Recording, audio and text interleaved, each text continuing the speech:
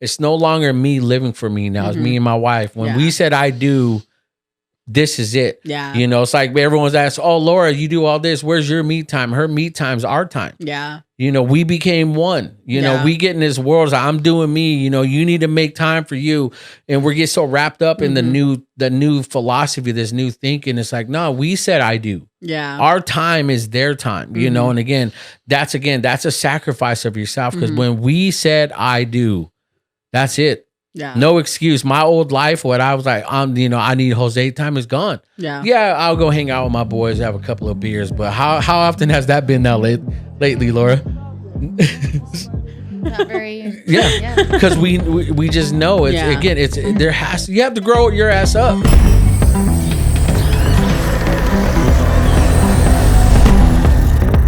What's up, everybody? Man, this is your boy, Jose Cruz. Yes, your favorite Native American. And man, I just want to say Happy New Year.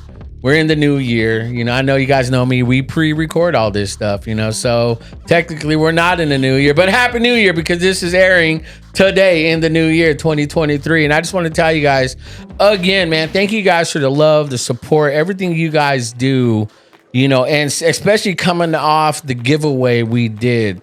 Man, that was amazing. That to me was life-changing because the person that won it needed it, wanted it, and that's kind of really the vibe, the direction the show's going, you know. So continue to support, because expect more giveaways, expect more, you know, great podcasts, great guests, you know, especially today's guest. But today, I want to tell you guys, we have a good one for you planned. This is, I mean, just talking the pre-pod, I would say it has just like, well, we were wondering why weren't we recording, you know, but today we have Sarah Nicole Creative on the podcast, host at a creative dating podcast. Girl, welcome to the show. How are you? Thank you. I'm great, dude. I'm excited to be here. I've been following you for a while. I love your stuff, so I'm stoked to be here.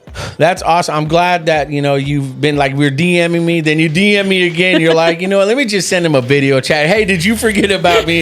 And I love that assertiveness, because I was like, you know what, I want to make sure, because, you know, we've been stacking. You've seen our shows, the giveaway and things we've been doing. So again, I want to thank you first of all for your support, because it's very evident on, you know, when people support you, you know, it's like, okay, now you're starting to see the traction. You know, you shared a post today and I got a few followers off that, because nice. It's supporting local, and that's kind of really what we've talked about before we started rolling. You know, but before we get into anything else, let's get all the preliminaries out of the way. Kind of just let everybody know who you are, where you're from, where'd you grow up, your bank account, social security number, you know, and we'll just go from there. And what are you currently doing right now? Okay. So I'm Sarah Nicole. I am actually not a Fresno native. I've been here since 2016. Okay.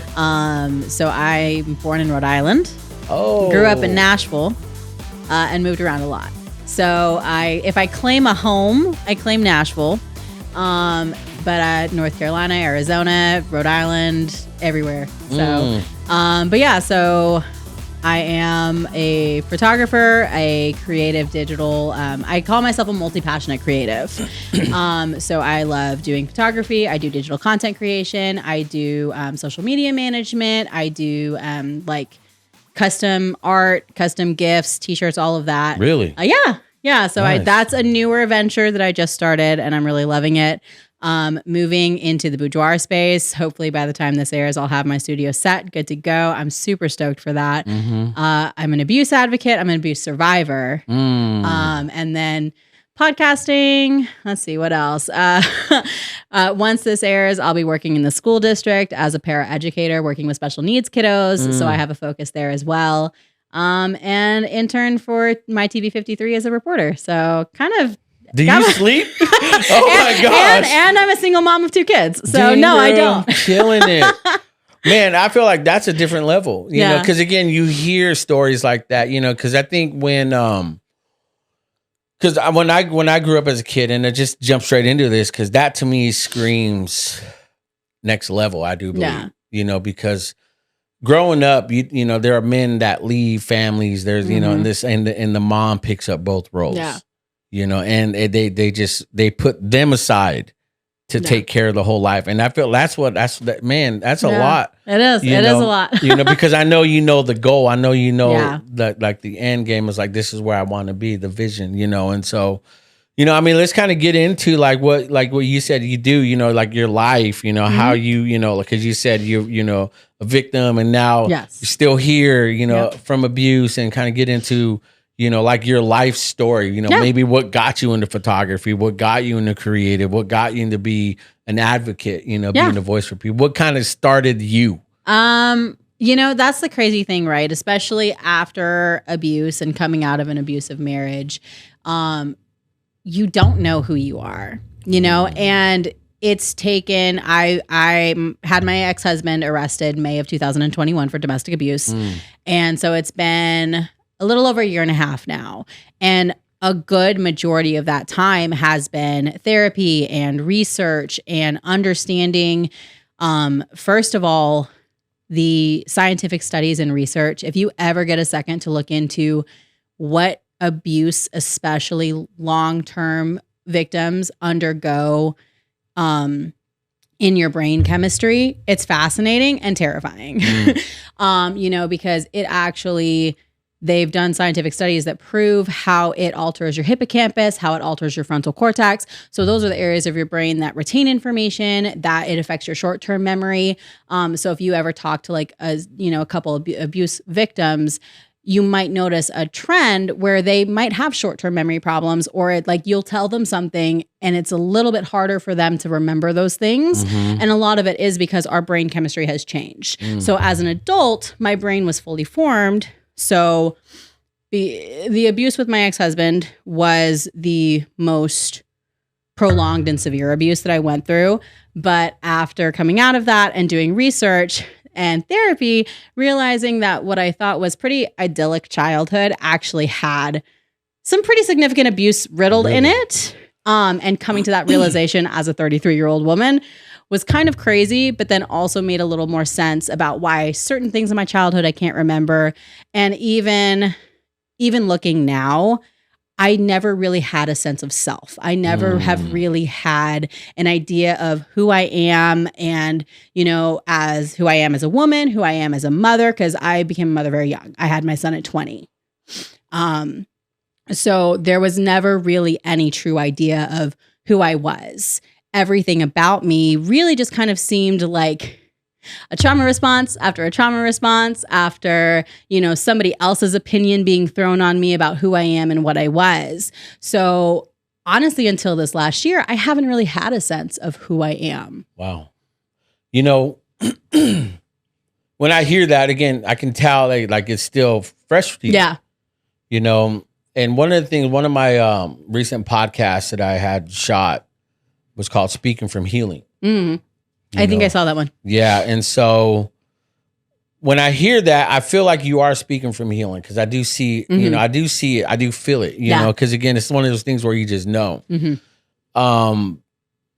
I don't know. I can't never say, well, I understand, I don't want to get it towards touchy. It's like, well, you're a woman and I'm a man. You're not supposed to know. You don't know what we be, okay, I get that, but, how have you, do you feel like you've healed though fully? No, absolutely not. But to be fair, I don't know that that's really ever a healing to completion thing for anybody.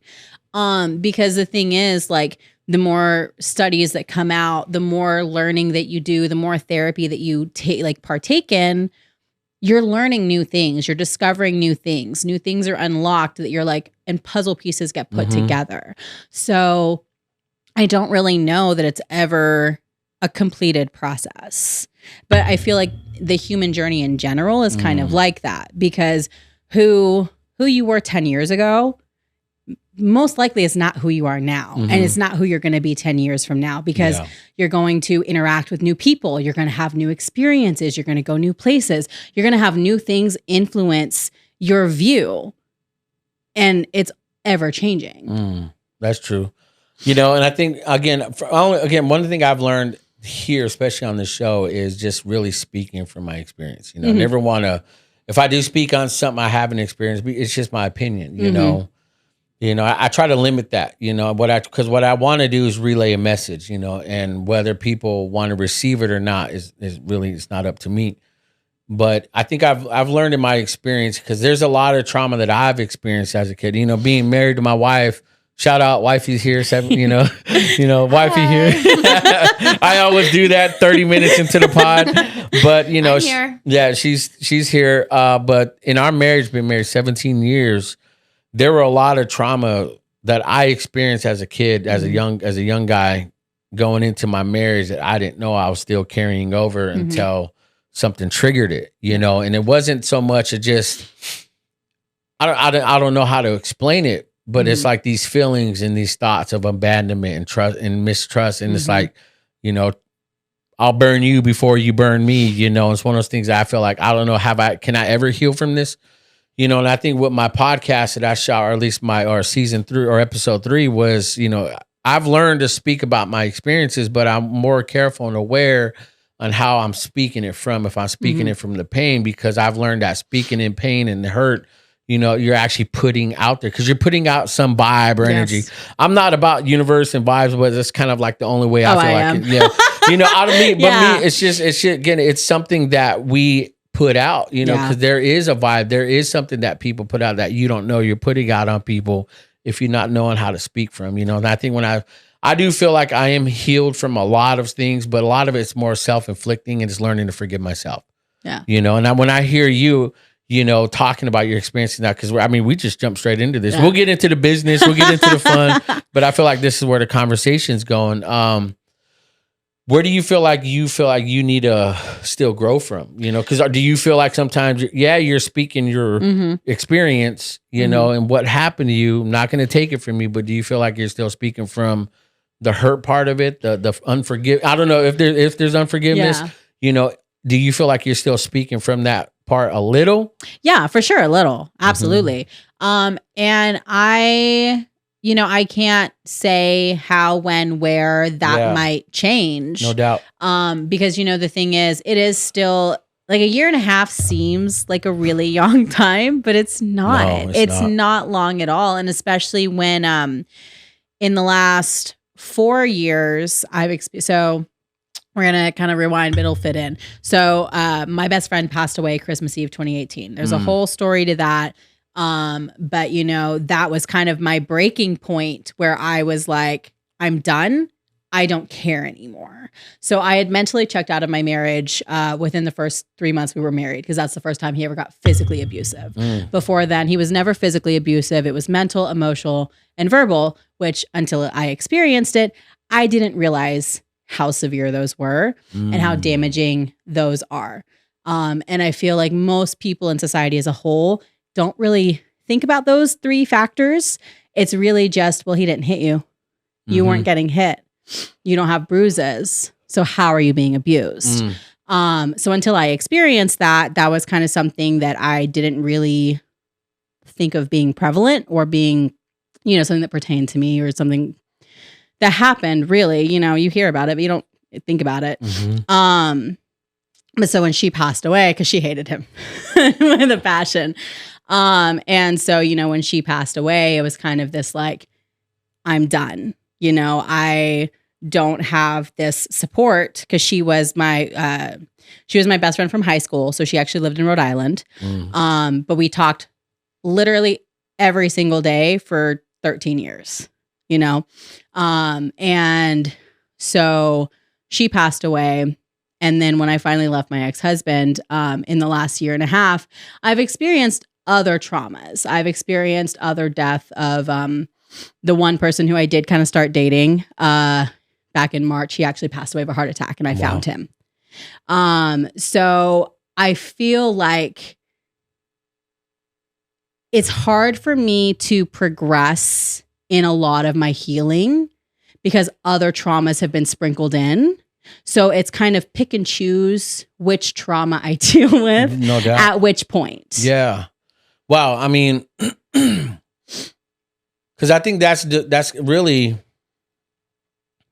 finding yourself, you know, finding your inner strength, finding that, you know, I'm in the crappiest situation ever. How do I grow from this? Or how, or do I let it beat me, but I think what I'm more careful of now, because I've been a victim of my own demise. I've been there's things that's happened to me. And one thing I've learned, because again, at the end of all of it, you're the main focus. Anybody that has experienced this type of experience, on a large scale and then on a smaller scale, at the end of it, it's abuse. It's mental, physical, emotional, verbal, all that. And how you approach it is really, I feel like that's how we grow. Because one of my buddies had told me, I was actually on a podcast, Overflow Extended, and we were talking about this growth. We're talking about the pain and the hurt and just the experiences, but I think when I've learned to accept that, it happened, I can't change it, but I want it to be better to where I know it doesn't whip me every time a feeling comes, to where I know I've beaten it. And it's one of those things where I'm more careful, even when it becomes like, I'm gonna do me. No one gonna tell me what to do. Boo, boo. Don't cross my line. It's not that, because that's still you're still living in the offense and the defensive. You want to be free. And I've learned to experience that freedom by, just flip the mirror around. That's me. How can we fix this? But how can I help? Like you said, you're an advocate. You're a voice for people that have experienced that. To me, that's the best thing, is to be that person who has experienced it, but to help other people who can't see the light, like how you're starting to see the sunrise. And so when I hear that, I feel like that's a good step for you coming on here talking about this. Is still fresh. It is, yeah. But you cannot tell. Shoot, on social media, you're dancing, you're vibing, you're putting out dope content. You're putting out all this great work, but it's like, again, social media is the highlight reel of our lives. Yeah, it is. And, and to be honest, like putting that stuff on social media, it does help me too, because it helps me to focus on a bigger purpose. It helps me to focus on something bigger than me, and knowing, that I am helping others. Like even some of his family members have reached out to me and been like, hey, you're really open about what you've been through. I'm going through this. Wow. Can you can you help me? Can you resources? What, advice, things like that.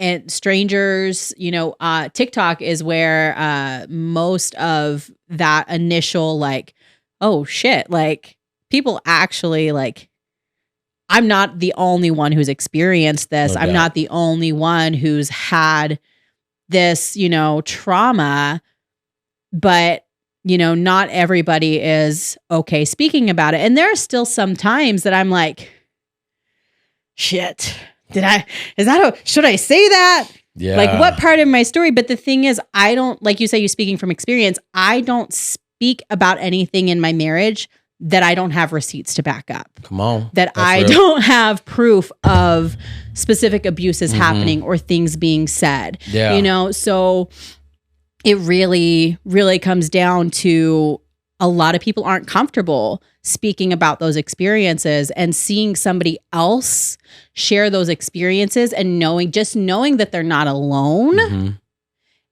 is helpful. Yeah. And that is what makes it easier for me. And it does help me in my healing process, because I know that I'm doing good. Like, I get that validation that it is actually helping somebody or go through something else. So, man, that's so true, because again, you're putting yourself out there, and a lot of people who've experienced that, it's hard to say what happened. It's hard to speak on how it happened. It's hard, or when did it start? You know, and so, and I think, let me ask you this then: do you see yourself, now that we're talking about speaking from healing or speaking from the hurt? Do you see yourself focusing on more of the hurt now, or more focusing on the possibility of now I'm healing? Yeah, that's a good question, actually. I think it's still kind of a mix of the two. Because every time I speak about it, it gets easier to speak about, which does also help with the healing. Because do you feel like you get riled up though? Like you just want sometimes it depends, but not as much as it used to. It's only, I'll notice I'll get riled up like if something has happened recently, like Because so he's only the father of my daughter. We share a daughter. My son is from my ex-fiance. So they have different dads. But given everything that I went through with him, there's one or two things that I can't knock about him. And one of them is that he may have been shit to me and treated me like shit. And there are still times where, he'll yell at the kids or act inappropriately, but he still takes my son when he doesn't have to. He still does things with the kids that he doesn't have to do. So with that though, there are occasions where, my daughter will come home or our daughter will come home because they live full time with me, and tell me about him fighting with his girlfriend. Or, this happened or that happened. Or, the neighbors in the old neighborhood might tell me, hey, he was, yelling and saying all these things to June. And those will trigger me a lot more. And then it is really hard for me to talk about things in that moment. No doubt. But overall, I think it's mostly the healing versus the hurt. I mean, that's good to hear because again, those are steps. Because again, I think when you can speak from the healing part and when the memory or the feeling, because again, I don't want to say, have people just ignore it; it'll go away. No, you got to face it. No, you cannot. You cannot ignore the feelings and the hurt. That is literally the worst way to deal with anything, not even just trauma. Well, one thing I've said before, I had a podcast, called "Be Your Own Hoe," right?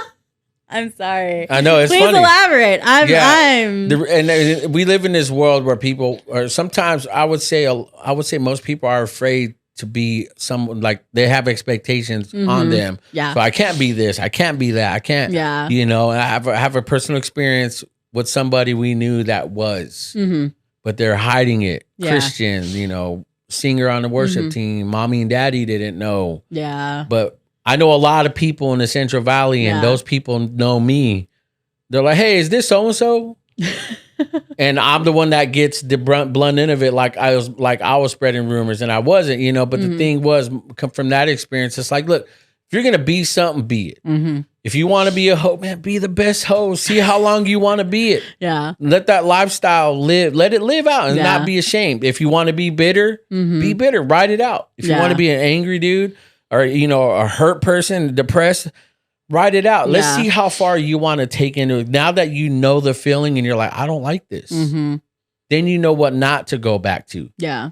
So there has to be a learning curve on it. I know it's like Jose's advocating everyone to be a hoe. But I mean, if you want to be a hoe, be a hoe. There's nothing wrong with it. Again, because that's your life. But again, just be safe. Yeah, but every action, there's a reaction. Yes. So every choice you make, there's gonna be something that reacts to it, and again, you choose, because back in the day I was a pastor and I talked to my students, a youth pastor also, and I've talked to adults and I've talked to students about this, and I've told them, look, man, if you're going to be it, be it. One thing I can't stand as a human being, I cannot stand fake people. Yeah. Fake hypocrites, people who say one thing or be one thing and are one thing, but just say, hey, this is who I am. I respect somebody who lives that, So I think what I'm trying to say is that, people who've dealt with this, sometimes they feel like it's wrong to face it. It's wrong to like, well, I don't know how. They want to bury it. They want to. Yeah. And that's the worst thing to do, because I've seen people put a lid on it. And, I'm worried about one person right now he's known to just, I'm worried that one day that's going to pop. Yeah. And it's going to pop in the wrong place at the wrong time. And it's just, that's my fear for this person. But I do believe people listening and watching, man, anybody listening and watching can speak from this. They can say, that's me. I can, I know someone. It's this, and so I think what I'm trying to say is let it ride its course, because what happened to you happened to you. Yeah. It's not your fault. It might be. Yeah. But the thing is, how do you learn to say, you know what, this is not who I am. This is now an experience I can learn from, to show that if and when I'm older, or if I have kids, or if I don't, I know what to look out for to teach the next generation. Yeah. Because one thing I've seen and learned and starting to see and learn now in the society is, people want to talk about my truth, my this, my that. and they try to make it the vast, and that's not me. Yeah. That I'm never gonna say my truth is there's just reality, and then there's just what you believe. You know, I like to stay in the reality part of things, and so because me and my wife, we have 3 beautiful kids, 3 teenagers, and just last month they got their first cell phone. Nice. And I have how's that going? It's good. Yeah. You know, I have my daughter, my oldest is going to be 18 this year. And my daughter just turned 16 here, and it's like they're different. Yeah. You know, we're teaching them how to stay in the better part of the reality of things, you know, because we get lost in this. Yes. You know, so we let the fake world of social media impact our experiences. You know, so much. Right? Yeah. You know, so and then now that's actually a good segue to kind of like from your experiences, what happened to you? Because again, I never want to take that from nobody. But how has social media impacted you with your experiences? Just real, like you said, a year and a half ago. I mean, so honestly, it kind of initially was what helped me to be comfortable with speaking out. So the same way that people respond to my content and reach out to me and say, hey, like, thank you. I didn't know. I thought I was alone. I had those same aha moments when I first left my ex-husband and I started, posting or following. I know on TikTok, narcissism is like a hot button topic, gaslighting, all of that. But that's also where I started learning these terms and learning what gaslighting was and learning about like the different ways of manipulation that then drove me into researching independently. So for me, it was a positive because it kind of opened my eyes to seeing that it was not, what's the word I'm looking for? It was not a solo experience. I don't know. Like it's a universal experience that significantly more people go through than we realize. And so it really helped with that. However, it also triggered a lot. And there are still times that I get triggered by social media. It's few and far between. Whereas in the very beginning, it was every single small thing would be a trigger. But now, I mean, my entire philosophy has shifted though, where now I kind of look at everything as it's either a lesson or a blessing. Come on. It's either something good came out of it, or like you were just talking about, it's something to learn from. It's something like I now know what I absolutely will never tolerate if I ever have another relationship again. I know what I absolutely will not allow my children to put themselves through. And don't get me wrong, like they do need to learn on their own when they're older. I mean, even now they need to learn, things, but I know certain things to look out for that are more harmful and ways to help them cope with that if they ever come across it. I mean, that's true because again, because again, as I'm 41, I have some experience under me, I look back at a lot of times where I've said and done some stupid stuff, in high school, outside of high school. And it's like, I ain't doing that again. Yeah. And where we are at, me and my wife with our kids is that we let them, I don't hold no, we have rules of the house. One of the main rules is respect each other. Yeah. That's it. And we believe love God, love people, but don't, and I'll just say this would, don't be a bitch. Don't let no one cross your line. Don't let no one disrespect you. If it's warranted, react, but that's where we're at. One thing we're teaching them, because I let my kids cuss. Like my son, he's like, I was like, just say it, bro. He's like, fuck. I was like, you good? He's like, yeah. Yeah. He's 13. I tried that with my son and he was like, no. I'm like, but if you're so mad that because fuck is my favorite word. Like my kids have heard every single variation of every cuss word that there is. But one thing that, especially with my daughter is 6 and my son's 13. And so I've given them both permission. Like if you are frustrated, if you are at home, if you are with me, and it is like, a safe environment. Like, don't go to class and be like, fuck you, Miss B. Like, don't do that. I don't want this homework. Funnily enough, my daughter did actually get in trouble in TK last year because thankfully, she was in the kindergarten bathroom. She was by herself. That's so adorable. And and the kindergarten teacher overheard her singing. And it was not an appropriate song. And I got a phone call. I don't fuck with you. And her teacher called me. And I was busted. I couldn't control my laughter. And then I was like, as much as I want to blame her dad for that one, we were listening to that on the way to school this morning. Yeah. That was me. But, I just think that's funny because I don't know many other parents who do that. And I love that you do. And, but my son, I lucked out, and it's partial luck and it's partial, teaching them.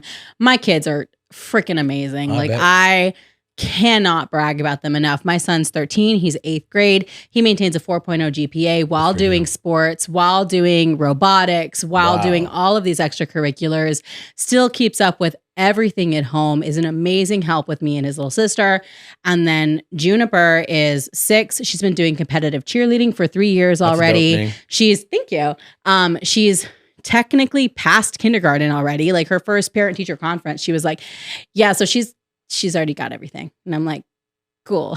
Nice. And so my kids are smart. My kids are gorgeous. Like, I super lucked out. My son is definitely my reserved one though. So, I mean, now that he's a teenager, he's getting a little bit sassy and he's testing some waters and he's not as reserved, but he's still, I think he said his first cuss word in front of me, like within the last year. And then my daughter is like, anytime a song comes on she's like I gave her permission one time, and now it's like, all right, we're in the car, we're at home, it doesn't matter. She'll be like, Mom, play this song. And so I'll put it on and she'll just she's great. See, one thing I love about that, and a lot of people are probably listening and watching, they're like, what, you guys do that? But the thing is though, it removes the possibility of doing it behind the back. Well, not only that. So the way that I teach them is that, because, and I feel like this is true in a universal sense. Words don't have meaning unless you put meaning behind them. Well, yeah. So, fuck technically is not a bad word. Yeah. It's how you use it. Because there was one time she was upset with me in the car, and I don't remember what it was about, but she goes, you're a juicy fruit. And I'm like, I busted up laughing. And she's like, is that a bad word? I'm like, well, if you want it to be a bad word and the way you're saying it to me, then yes. Yeah. I'm like, but that word by itself is just a word. So I really try to instill in them that it's the meaning behind what they say and what they do more so than the action or the word itself. Yeah, and that's true, because again, that's teaching them to make the choice. Yes. Because I told them, like, look, girls, or all of them, like, look, son, if you guys want to do it, go ahead.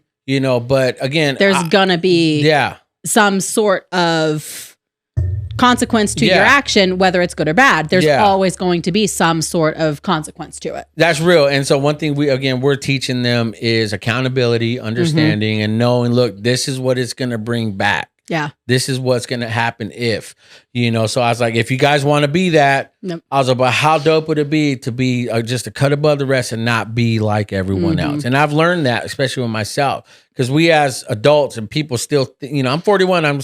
I still have this feeling of like, I care about what people think. Yeah. But the thing is like, why? So I think now more than ever, and again, it's not, I'm doing me, no one gonna tell me what to do. It's not that. Yeah. It's just this next level in my life that I want to achieve. And then for me, it has to take it to where it's like, I don't want to be like everybody. I don't want to be the same. Like we were talking about earlier. I don't want to get a Canon. I hate Canon. Canon cameras suck. Agreed. Yes, I respect Nikon. Because when I first started my business, it was either Sony or Nikon. Yep. But I was like, you know what? Sony just seems more efficient. Yeah. It's more manual. It's more do the work. If I had not started with Nikon, just because I started photography because I wanted to take better pictures of my son when he was like 2 or 3. So I just went to Target for like a Black Friday deal and got like a Nikon D3100 or 3200 for like $500. And I took like 10 photos. Well, okay, I lied. It was probably like 10,000 photos and they were all crappy and they were all in auto. And then it sat on the shelf for literally 7 years, you know? Or maybe only 5 years because I didn't pick it up again until I was pregnant with my daughter. And so that is another thing like that I can attribute to my ex-husband. He did encourage me to pick my camera back up. Nice. I would not be doing photography had he not encouraged that to happen. So, you know, that is one thing that I can, you know, say thank you to him and attribute to him. But yeah. So but again, Canon sucks. Canon does suck. And sorry. And see, that's kind of, and see, that's the mindset I'm trying to, we're instilling in our kids is like, look, be better. Yeah. You know, I don't care because we live in a world too, in social media, man, every girl out there showing their ass, showing their tits, showing everything. Nothing wrong with that. At some points, it's like, damn, you know, because I'm a guy. Yep. You know, but the thing is that at some point there's got to be a level, you know, at least from my point of view, you know, because my wife is very conservative. She doesn't fly. When I first met her, she was a girl that wore the Dickie pants. She had the Vans, the checkered Vans and the T-shirt, you know, very conservative, beautiful. And that's where I feel like we want our girls to be. It's like, you don't need to use your body to get that. Let people see, you know, let them see your personality, your character, because they are beautiful, you know, but don't let that be you. You don't let that be the only thing that, that's what I'm trying to say. But the thing is, my whole point is saying is that, you can be like everyone, but how dope would it be just to be a leader? Yeah. Because it's easy to follow what's easy, but a leader paves a way. And I feel like as parents, that's what we're learning, because like the topic we're on now is these all stem from a choice, you know, and our experiences. And sometimes those we didn't have a choice in it, especially as a kid, you know. And so now getting more back into your story, because again, I'll say it again, Canon sucks. I hate Canon, and so and forever will, because it's an easy preset and whatever. But you know, where do you feel like now? Because I mean, after you said, like you said, your fiance passed away, and no. There's been so many things turned around. I had a fiance. That's my son's dad. Okay. The first person who I actually was dating and relationship with after leaving my ex-husband, he passed away. Okay. So you know, we got some of the key points there. Yeah, the key points. I'm like trying to there's a lot. It's okay. There's a lot, and we've done some tangents, so that hasn't helped. Kind of thrown off the Canon. All right, well, back to Jesus. You know, you know. But where do you think now, as far as somebody listening and watching, you know, what are because you said you're an advocate for this. You know, what are the certain signs and the things? So much. You know, maybe give like the top ones that are the main issue. You know, so I feel like it comes back to being aware of the different like manipulation tactics and the different like gaslighting. So, well, what's that? What's the definition of that? So with gaslighting, it is when somebody says something with the intention of kind of I have not actually looked up the actual definition in so long that it's kind of hard. I'll look it up. You go ahead. Yeah, I appreciate that. Well, so I'll give an example of gaslighting while you look up the definition. Yeah, stay on 3, Laura. So it's like I'm like, oh, he's just on his phone. Oh no, he really is. Just you know, he's over there on TikTok right now scrolling. No, I'm not. You know, so I was never told like, hey, you're not allowed to go out with your friends. Or you can't go out for girls' night, or you can't, you know, do something. But it would be, you know, when I'd leave the house, my phone would blow up the whole time I was gone. You know, where are you? What are you doing? Why aren't you home? You know, the kids are, June's crying or something's going on. Then when you would get home, or when I would get home, it would be either the silent treatment or a fight. So that I was never explicitly told like, hey, you can't go do this. But after so many times of being trained that when this happens, when you do this bad thing happens. And so then it just, you equate going out with your friends with getting in a fight and trouble at home. So then you just don't do those things anymore. And that's one of the biggest ways that manipulators will condition you. And it's very subtle. And it's very, if you're not aware of what's going on, because they won't do it every single time. There will be some times where you'll go out and nothing will happen. But then the next time you go out, it'll still be, you know, the bad reaction. So it's something that I didn't ever realize was a thing. And I didn't even realize was happening until I was out and looking back on the situations. So like here's the definition of it. It says, my old guy eyes. Someone or manipulate someone using psychological methods into questions their own sanity of powers or reasoning. You know, so yeah, you're right. You know, I can say 100%, you know, in our younger days of marriage, I was like that. Cause again, it's my insecurity. You know, a lot of men stem, you know, what that comes from insecurity. Yeah. You know, and there's a lot of men out there that aren't, I would say, man enough to admit that, hey, you have insecurities, man. You have a problem. Well, and you got to think too. I mean, as a society, there's so many things. Like, especially, I mean, I'm a little bit younger than you, but I still kind of feel like same generational experience growing up. Yeah. I mean, we were not, you know, we were from the be seen and not heard generation. And, you know, you have to, you know, if grandma and grandpa come over, like, or whoever it might be, like, you have to give them a hug. You have to, you know, give them a kiss, whatever it might be. And that in itself is inherently conditioning us that we don't have the rights to our own body, and conditioning that, you know, if somebody shows love and affection, we're owed it back to them, if that makes sense. And so that's kind of one of the other things too. That is one of my biggest advocacy points is, you know, so this goes to where I currently work the nonprofit that we talked about. You know, the focus is abuse awareness and prevention.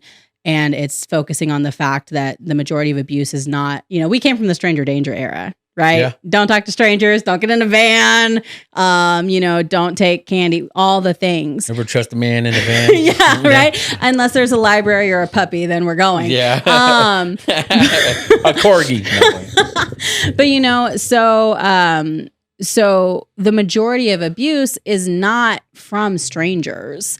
That does happen. That is a problem. But the majority of abuse actually is somebody who you know, because they have the time to get that trust and start gaslighting you and altering your reality and manipulating you and getting it to the point where you're not comfortable, you know, going and talking to mom or to whoever the, you know, authority figure who is your safe space, because they might condition you that something bad is going to happen to them if you say this, or if you tell our secret, it's going to make our family fall apart, and it's going to do this, and it's going to. So it's really those early stages that I'm really, and it, the way that I'm posing it as kids, but this happens with adults too, but it's kind of understanding that nobody is owed your body, your time, your love, your affection, whatever, you know, and really letting people understand that if somebody is making you uncomfortable, it's okay to question that. It's okay to make a statement about being uncomfortable. And if they don't respect that, they're the problem, not you. Because, you know, if we go into dating, if I tell somebody no means no. If it's not an enthusiastic hell yes, it's a hell no. Yeah. You know? There's no wiggle room. Yeah. And, you know, that goes all the way from, you know, seeing family as a kid and, you know, grandpa makes me uncomfortable. Well, why does grandpa, you know, maybe instead of forcing my kid to go give grandpa a hug, maybe kind of, you know, take a step back and be like, okay, is there a reason? Are they just shy? Or is there something going on? Which then goes same thing with dating, you know, because then you're conditioned that if this person wants you to love them, you have to love them. No, you don't. But you don't. Yeah. I mean, again, that's bringing awareness. That's huge because a lot of people don't know that. They don't know the signs or like, am I like this? They don't know. Like, they don't know. Like, it's like I like to call things like that a life sentence. Yeah. It's like you're writing this sentence. It's like what comes after this? What am I trying to say? What am I? Oh, you finished my life sentence. You put the period at you. Actually, now I can move on to the next chapter. Because I have something to refer back to. And again, I think that comes to a growth in your life because you have to be aware. Because as a kid, I look back at my experiences with my aunties and my uncles, and man, they're still alive now. And I know they watch this stuff, and what's scary about it is that I now look back because I had a 7-8-year-old kid. I was thinking like a grown man because I had to survive. Yeah. That's never okay. A young child should never have to feel like they're in survival mode. Yeah. Me and my siblings, my older brother, me and my younger sister, because I have 2 younger sisters, but the little one, she never really experienced that. But it was mainly me and my brother, and we were in survivor mode. That's it. We 7, 8 years old. We're thinking like, how do we survive this? If if we got to fight our way back out of it, those are things that I didn't know. You can say no. It's like then you're the problem. Then you're the issue. And then you live in this world. It's like, am I a problem? And that stems to you as adults. I was just gonna say because then how do you think that affected you as an adult? Because that's one of the things too that a lot of people don't take the time to look back at their childhood from an objective lens and say, okay, well. So I'm going to use my ex-husband as an example. He was abandoned by his parents. His parents had him. They said, here you go live with grandma and grandpa. They got divorced and then started other families and had other kids with their new partners and kept all of those kids. While he was living with grandma and grandpa, who grandpa was an abusive alcoholic. So, there are all these other things that piled on, but, never dealing with that as a teen, as a kid, as an adult, because we're all just kind of the collective result of all of our experiences. And you can either become the trauma that you lived, or you can learn and grow from it. And understand that you don't have to be that just because that's what you grew up knowing. So I feel like a lot of people, both men and women, don't take the time to really focus on, okay, well, what was my childhood really like? And what were the experiences that shaped me into the way I am now? And was it positive or negative? And how can I grow from that? Yeah, I mean, I think what we're talking about is bringing a huge. I mean, because we hear this all the time. One thing I can honestly say, we live in a world of information at our fingertips. So whether people don't know or not, or they're old school, they're like, I don't have a smartphone thingamajig. I have my flip phone. And again, it's one of those things where it's like, it's there for you to educate yourself. You said you took upon that education yourself, and you educated yourself. And I think having this topic and having you on is bringing a whole new level to the show, because again, we do have a lot of people that, and it's not again one group of people. We have a huge, because right now our viewing age bracket is from 18 up to 35, 45. Which that's kind of what was my goal range. And again, it's like, because either you can see the signs, or no, it's you. Or this what happened to you is not your identity. And so what happened to you is not who you are. So again, we can bring awareness to it. We can bring again a life sentence period to it. So in saying that, then someone, again, we're talking about your personal experiences. But how does one? Because I've seen it. There were times where my parents were fighting, arguing. My mom was the one that was always manipulating, saying, your dad's this, your dad's that. How does one, not try to be like that, to try to cash in on just so you can get them on your side, I hate with a passion when people use their kids as pawns. I cannot stand that. I hate that it is prevalent. I hate that it is relatively common. It is. Even in marriages, I mean, I know plenty of couples who are together who use their kids as pawns. I mean, my parents did it to me and my sister. I actually completely cut my mom out of my life for to this day 3.5. Oh no, we're okay. good now. But when I was 15 or 16, so when I was a preteen, I had a lot of issues. Looking back and doing research now, I understand a lot of why I was going through what I was going through. But I was taken to the doctor. I was diagnosed as bipolar and manic depressive at 11, 12 years old. You're not manic depressive and bipolar at 11, 12 years old. Your brain is developing and you are experiencing all these different emotions and all of these different hormones. But because I was a pawn for my parents, I got through that. So then I was prescribed medication and therapy. And then my mom was an alcoholic. She's not now. My mom was an alcoholic when I was a kid. My parents were the parents who stayed together for the sake of the kids, but fought. And my dad was traveling Europe, cheating and all these things, So they very much should have not been together. So that's kind of one of the reasons why I was like, I'm not going to stay with somebody just for the kids. But so, my mom was an alcoholic. She took all of the pills that I was prescribed and like flushed them down the toilet. And so you're taking an 11, 12-year-old kid who's not mentally unstable. You've given her drugs to deal with this diagnosis, gotten her dependent on these drugs, and then just taken them away. So I did have a lot of problems during that time. And then my dad would, plant in my head about how horrible my mom was and how my mom did this and how my mom did that. And, my mom would, say, call me fat or do all these things. I was a size 2. Like I was not fat. But, all of these different things. And then they would use each other. They would use me in between.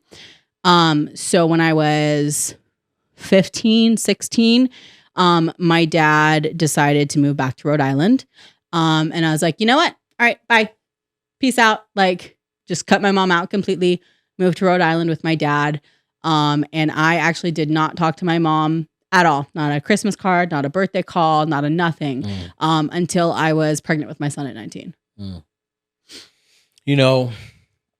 I mean, again, that's an experience you had, and do you feel like sometimes that, I mean, because like you said you're fine now, but do you think sometimes do you see the traces of feelings or emotion that bring you back to those moments? Yes and no, but it's more so on the flip side now, because now that I've really done some actual therapy and some actual understanding, there are key things of my childhood where I realized, that my dad was abusive, and so realizing that at 33 years old was hard. And then realizing all of the things that made me the way that I was, and I feel like susceptible to the abuse and all the things stemmed from those experiences in childhood. I mean, wow. I mean, this is deep. It's one of these things where you can't overlook, you can't take away. It's like, well, it's just this, because again, I want to be very careful. I want to, like, when you're holding something very important, something valuable, you never just want to just like, it's right there. It's one of those things. And, because again, I look back at my experiences, and again, it's one of those things where it stems back to how much do you want to grow from it? Really does. Because because a lot has happened to me, but I've done a lot to me. Where do you feel like you started to look back and say, actually, this is me? Like if I didn't make that decision, I wouldn't have been here. Oh, shoot. High school, middle school, high school. When I was 10, I think I was 10 when, I got my period and I got boobs. So like that, back in, and I feel like now, I mean, I photograph seniors in high school and they look like they're graduating college. Like, what the hell happened to these kids? Yeah. Like, and so, but I was that kid of our generation. I was 5th grade and I was a size 0 with, C and D boobs already, where I was getting picked on. I was getting, called all these names. And at a very early age, older men were giving me attention. And, I didn't retain my childhood. I was manipulated, by these older men. Looking back now, I'm like, haha, they were creeps. But at the time I was like, oh, this 17-year-old, mind you, I'm 12. This 17-year-old thinks I'm hot. And this 17-year-old wants to hang out with me. He's cool. He's older. He has a car, And there were plenty of guys who I dated who were older than me, who my dad should have very well said, the fuck are you thinking? Yeah, no and doubt. He didn't. Because I would. She's like, yeah, I'd be dead right now. No, she would actually be like, who the hell are you?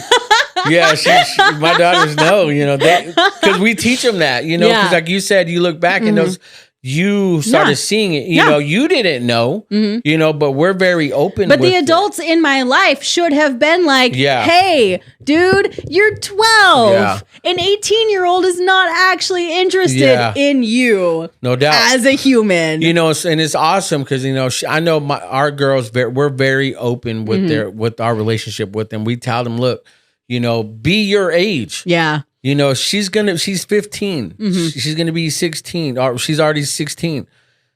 Be 16. Yeah. Don't act like, because that's what's scary about social media. Everyone gets caught up. Was it Fresno did this big old raid, child pornography, had like 13. How many? Oh, yeah. I saw that. Yeah. Yeah. And it's like, because I worked in news and we've covered a lot of those stories. And it's like when they say child pornography, it's anybody under 18. And everyone's mind thinks, okay, 4-year-olds, 5-year-olds, 6-year-olds. No, it's not. Yeah, I know, but I'm saying I'm not defending that. But the thing is, though, times are tough because anybody can look on that phone and think, oh, that they look older. But that's the time we live in. It's so weird, and it's scary because you can't just trust it. And I love the ones who were, I can't remember. It was a celebrity, and it was like they had a countdown for when she turned 18 and was legal. And yeah, I'm like, who was that? Okay, not Boy Meets World. Was right? it Lindsay Lohan? It wasn't Lindsay Lohan. No, it was. Remember Laura? Who was that? We talked about that. God, I'm drawing a blank on who it was. Was it that show Boy Meets World? Or not Boy Meets? No. Zach and Zach and Josh. It's like a Nickelodeon. Oh, yeah. Whatever. I think that's him. But they were grooming her. Yeah. And again, that's scary, because those people have the intention of that, and that's the thing, because it kind of is, it's terrifying because it's like in their head, they've already planned that the acts that they want to perform when they were a child. They're just waiting until they're legal. That's scary. And it's like, no, bro. Yeah. So again, it's teaching like right now, because again, we're very, like my daughter's here. She's listening. She's working with us. We never want to hide the reality of the world to them, because we never want one moment of their life where they're surprised. Where they're caught off guard. I didn't know, like you said, no adult taught me this. Yep.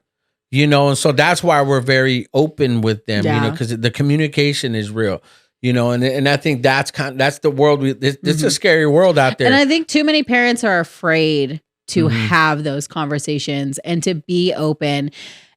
I mean, and for so many different reasons. But I feel like a lot of parents are I don't even know what the reasoning is. It's just they're afraid of putting, okay, we were talking earlier about, like how much is influenced by what we see. Like we were talking, we could pull up YouTube and it could be, all these different things. And are they influencing the children's minds? Grooming. And I feel like a lot of parents think that way. And they're like, well, if we talk about this, I'm putting that in their heads. We're making them feel like. Versus making it an open. And I think it all comes down to how you approach the subject and having a good relationship, a good base relationship with your kids, which I feel like I'm lucky enough that I do have a good open relationship with my kids for the most part. Do you feel like you had an open relationship with your parents that maybe like you do now? You don't have you didn't have that. No.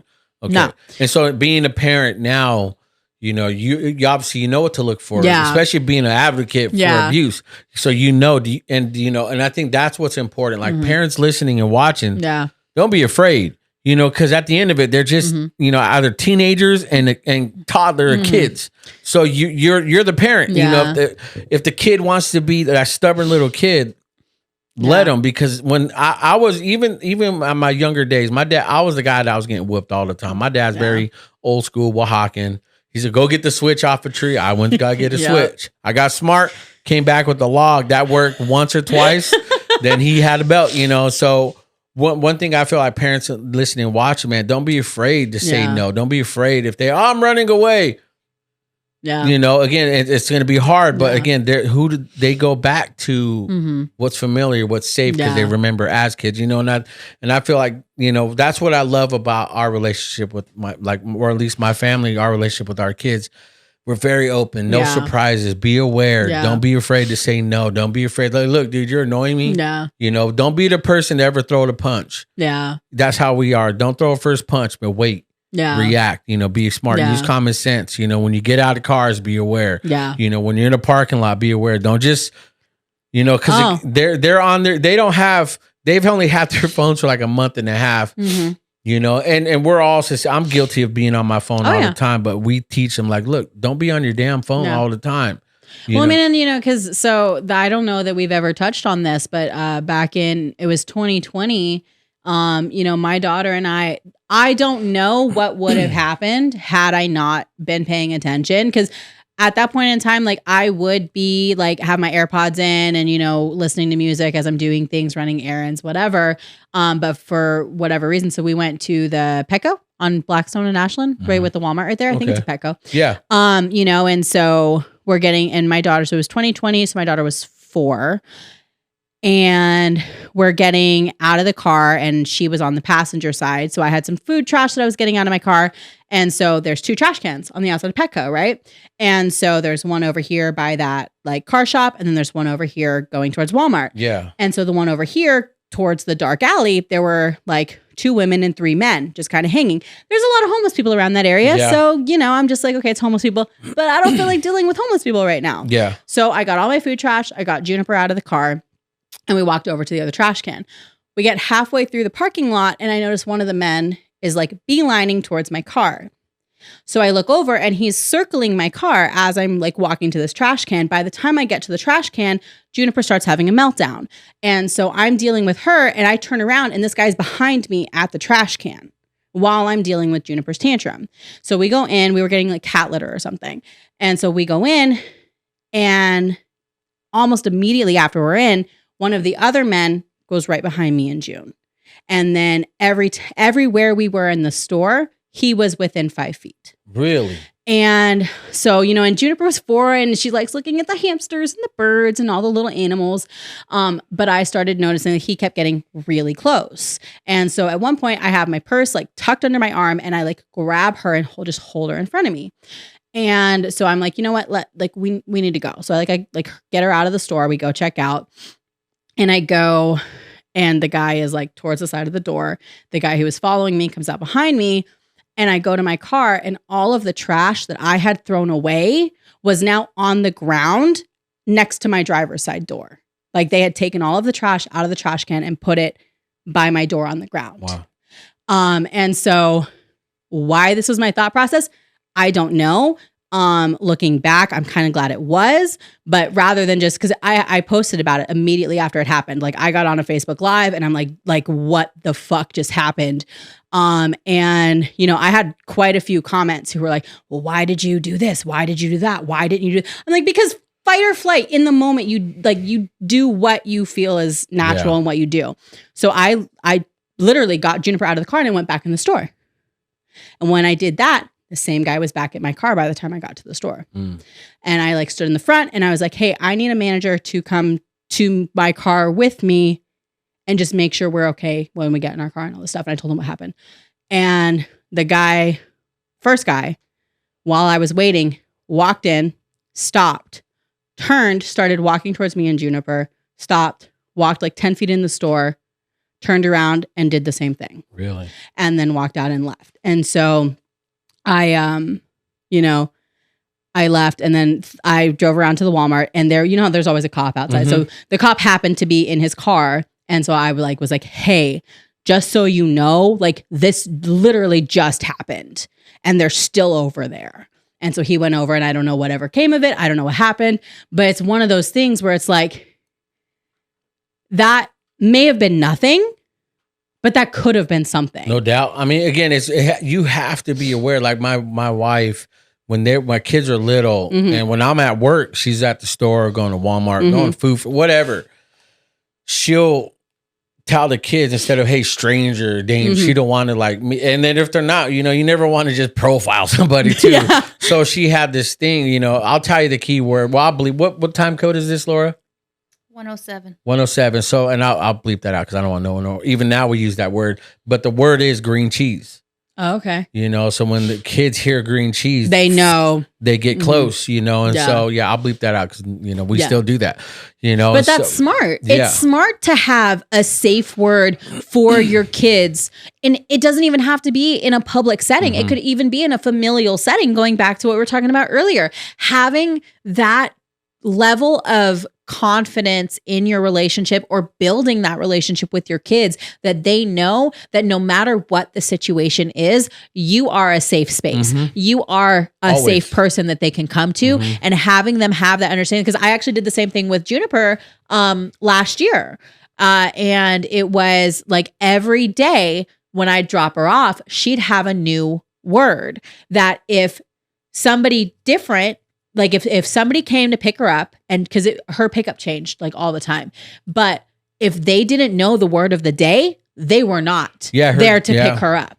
Your dad was like that, huh, Laura? Yeah, we had a code word. Yeah. If anybody was going to pick me up, they knew the word. They would know the word. That day. Yeah. That's smart. Because again, I mean, this all stems from, again, we live in a crappy world, but again, I don't, one thing I want to like, obviously we're teaching our kids is like, man, we don't live in fear. Yeah.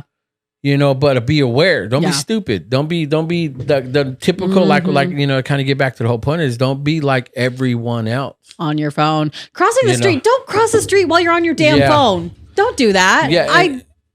Again, those are one of those things, because now we just sound like old people, but the kids were little. They were like 2, 3, 4 years old. Yeah. So I had to make sure, and I only have 2 hands. Yeah. So one of them's not going to have a hand, so they would hang onto my pocket. Yeah. So I had to make sure, they knew. Real easy. Green cheese, they knew just to hold on a little tighter, a little closer. And even we're walking in Winco, I don't even have to say it loud. It's just green cheese, and she hears it under my breath. And she knows. And she knows. Grab the car, get closer to mom. Yeah. Yeah. So, I mean, and that's so easy. It is. I don't say, look at that guy, or it's just creep. And then she's like looking, and she's like pointing, that guy. I'm like, oh my god. Our oldest is like that. I mean, you don't have to stare at him, but so we have to be aware. Yeah. And now they are aware, even as they're older. Yeah. Now that they're older, because again, even now there's still, I mean, you see it all the time, whether we know it's true or not. If you see a zip tie or there's something on the hand, so again, it's being aware, again, like, and it all stems to being aware of your surroundings. Don't feel like, oh, well, that's just, a certain family member and, it's normal. Go hug them. No. Yeah. It's being aware, but one thing I'm always careful with our kids is like, look, y'all make the choice. Yep. Good, bad, or indifferent. You live with that choice, and that's where I feel like that, I never want to get too far into where it's just, I don't know. I've been a victim of a lot of things, man, but I've also been the person, I'm the asshole. Yeah. I'm the one that said this. I'm the one that did this and I'm no better than the next guy. Yeah. So I don't want to live on a high horse just because I was victimized that I deserve some special treatment. No, we are all in the same boat. Yeah. But how do we approach people now? How do we, grow past that to where it still doesn't affect us? Because again, I never want to take from experiences, man, but I never want those experiences to define who I am if I'm not willing to grow for myself. Yeah. And again, it's all stemming now from, now that we have our kids, Mm-hmm. my father didn't talk to me. He's still alive now. He's a great man, doing a lot of dope stuff with his ministry. You know, dope will hawking. I love my pops, but there were conversations that we've never had. Yeah. You know, why did I have, you know, several different stepmoms in my life and how to treat a woman? Mm-hmm. I didn't know that. Yeah. You know, I didn't know how to, you know, and it's not so much an excuse or I'm this and I, you know, I didn't know, man. You can, at some point you got to take responsibility. Yeah. You know, so what do? I have a 13-year-old son, Yep. my boy, and I want him to be a man, Yep. you know, provider, protector, priest of the home, you know, but respect your wife, respect your kids, Yeah. respect. So what he does is now more than ever, he respects his sisters, his mom treats them like queens. Yeah. You know, but we know the role in, because I'm very old school, very traditional, but it's not so much more of like it's the man's way, you know, because we are very traditional, and the man is the leader of the house, you know, and I'm teaching my son that with respect, though. Yeah. It's not like I'm a man, these are my slaves. Yeah. You know, well, I have teenagers now, they do all the dishes and all the trash, you know, but again, we got to teach, you know, and I want to lead by example. Yeah. Because I'm not perfect. You know, I never want to come from this platform as I'm perfect and I'm arrived. Hell no. Yeah. I never will, because I still, even at 41, I'm still learning and growing. Yeah. And if we can never, ever, if we feel like we've arrived, we have a problem in us here. If we feel like, oh, I'm good. Yeah. No, I'm good. It's all you guys. No, it's you too. Then that's the problem, is not to, like you said, a narcissist, somebody will never admit they're wrong, never admit like it's all you, you know, deflecting and all that, you know, and I think that, you know, with this whole conversation, you know, I love what you do. You know, you're an advocate for those people that have been abused, because you have experienced that, you know. And so what is your, we're not ending, but like, because we can talk about this all day, all night, you know, because again, at some point now, I have a problem with all this type of stuff in social media, only because now it's like we hear all the motivation, we hear it. It's we're over inundated, everyone regurgitating the same thing. Yeah. At one point now, it's like, where do you start applying it now? Where's the application? Yeah. Now, where do you start growing with that without passing on, getting just a group of people? In my experience of what we've seen, you know, a bunch of other women who's been abused. Yep. All these women, we hate men, we hate this, all their, you know. See, and I don't mean to cut you off, No, but, go ahead. you know, because I feel like, so we kind of talked on, you know, touched on Andrew Tate and all the stuff before we started. And it's both sides of the spectrum, because I can't, I know there's a couple really big women influencers, and I cannot think of their names for whatever reason. Andrew Tate just popped to my mind because I had seen something about him literally an hour before I got here. Yeah. So his was the most prevalent at the time. But you know, the thing is, there's extremists on both sides. Facts. And it's kind of, and I feel like it goes back to how much social media controls a lot of people's lives, whether they want to admit it or not. Yeah. But they, you know, they don't know how to create an original thought. It is only what this person says is gold, what this person says is gold. I literally do nothing but listen to this person and don't take the time to actually form their own opinion about what they're saying. Yeah. Because like you and I said, I can't stand Andrew Tate, but I cannot argue that he does say some valid things sometimes.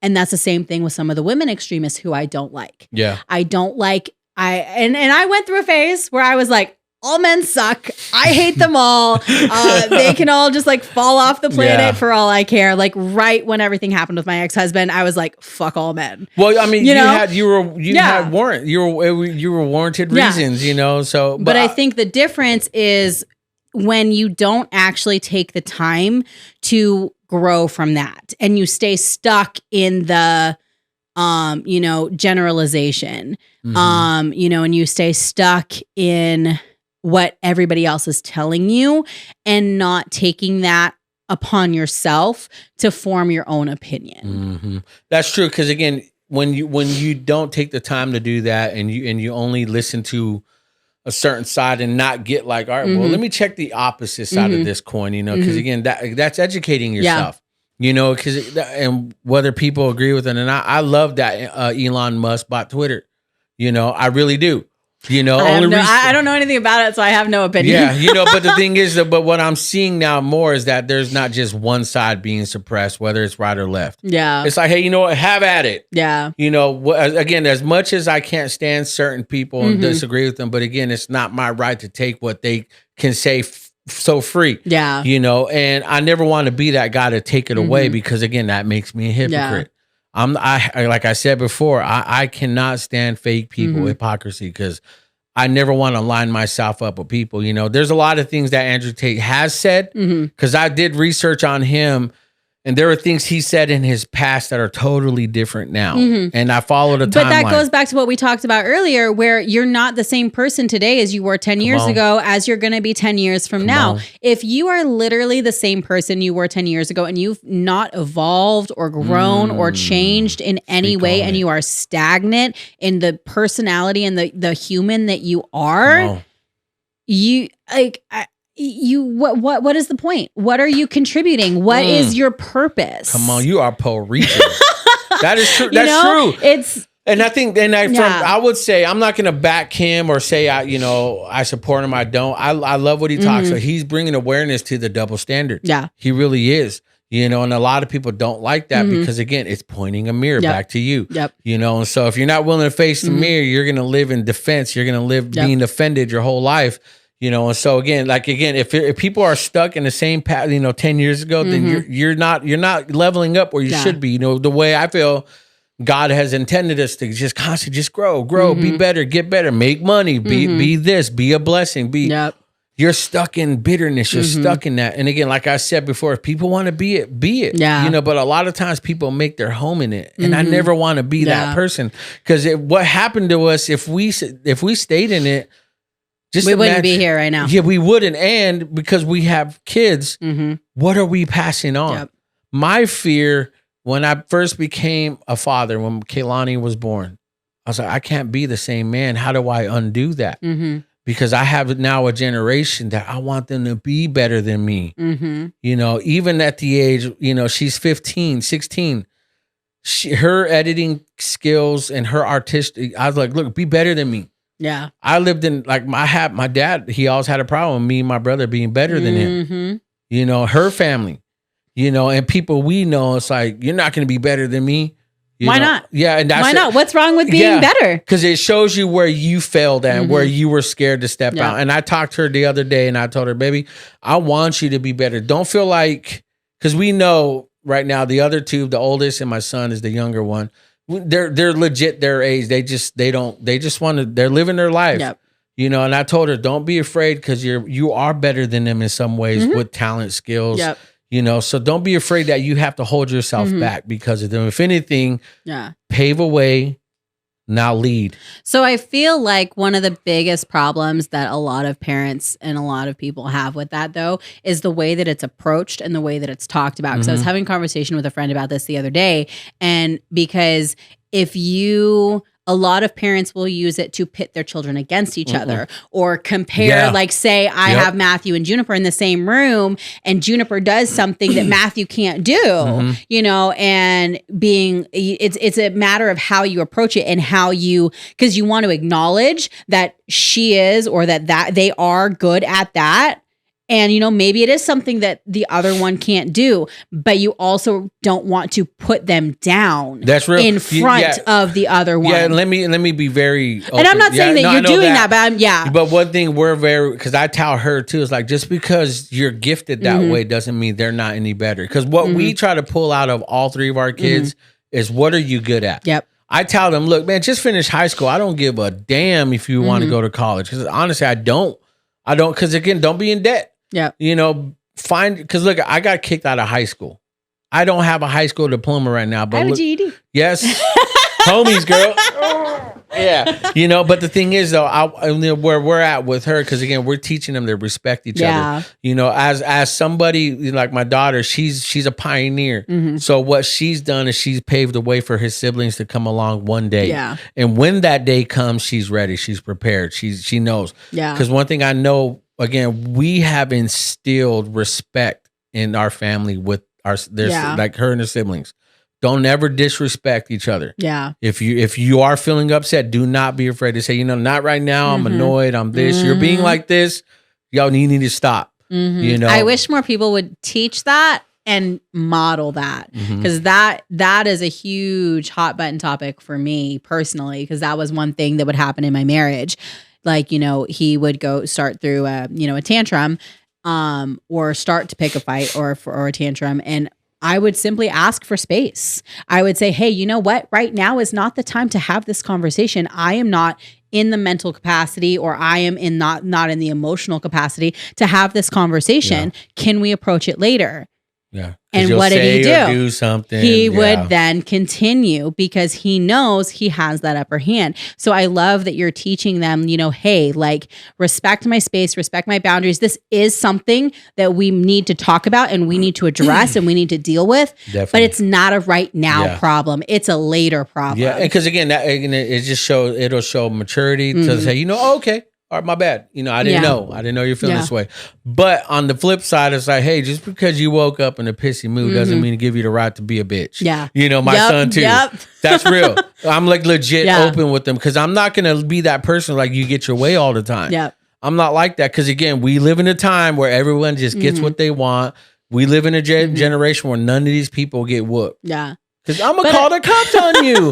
It's not like so much abuse. No, man, I got an ass whooping because I deserved it. Yeah. And now that I'm older, I look back, I'm like, dang, I did deserve that. But I feel like the fact that, you have taught them to respect each other and to respect themselves from an early age, when they might wake up in a bad mood, they probably don't stay in it as long as other people do. That's real. They probably are like, you know what? I'm kind of being a dick.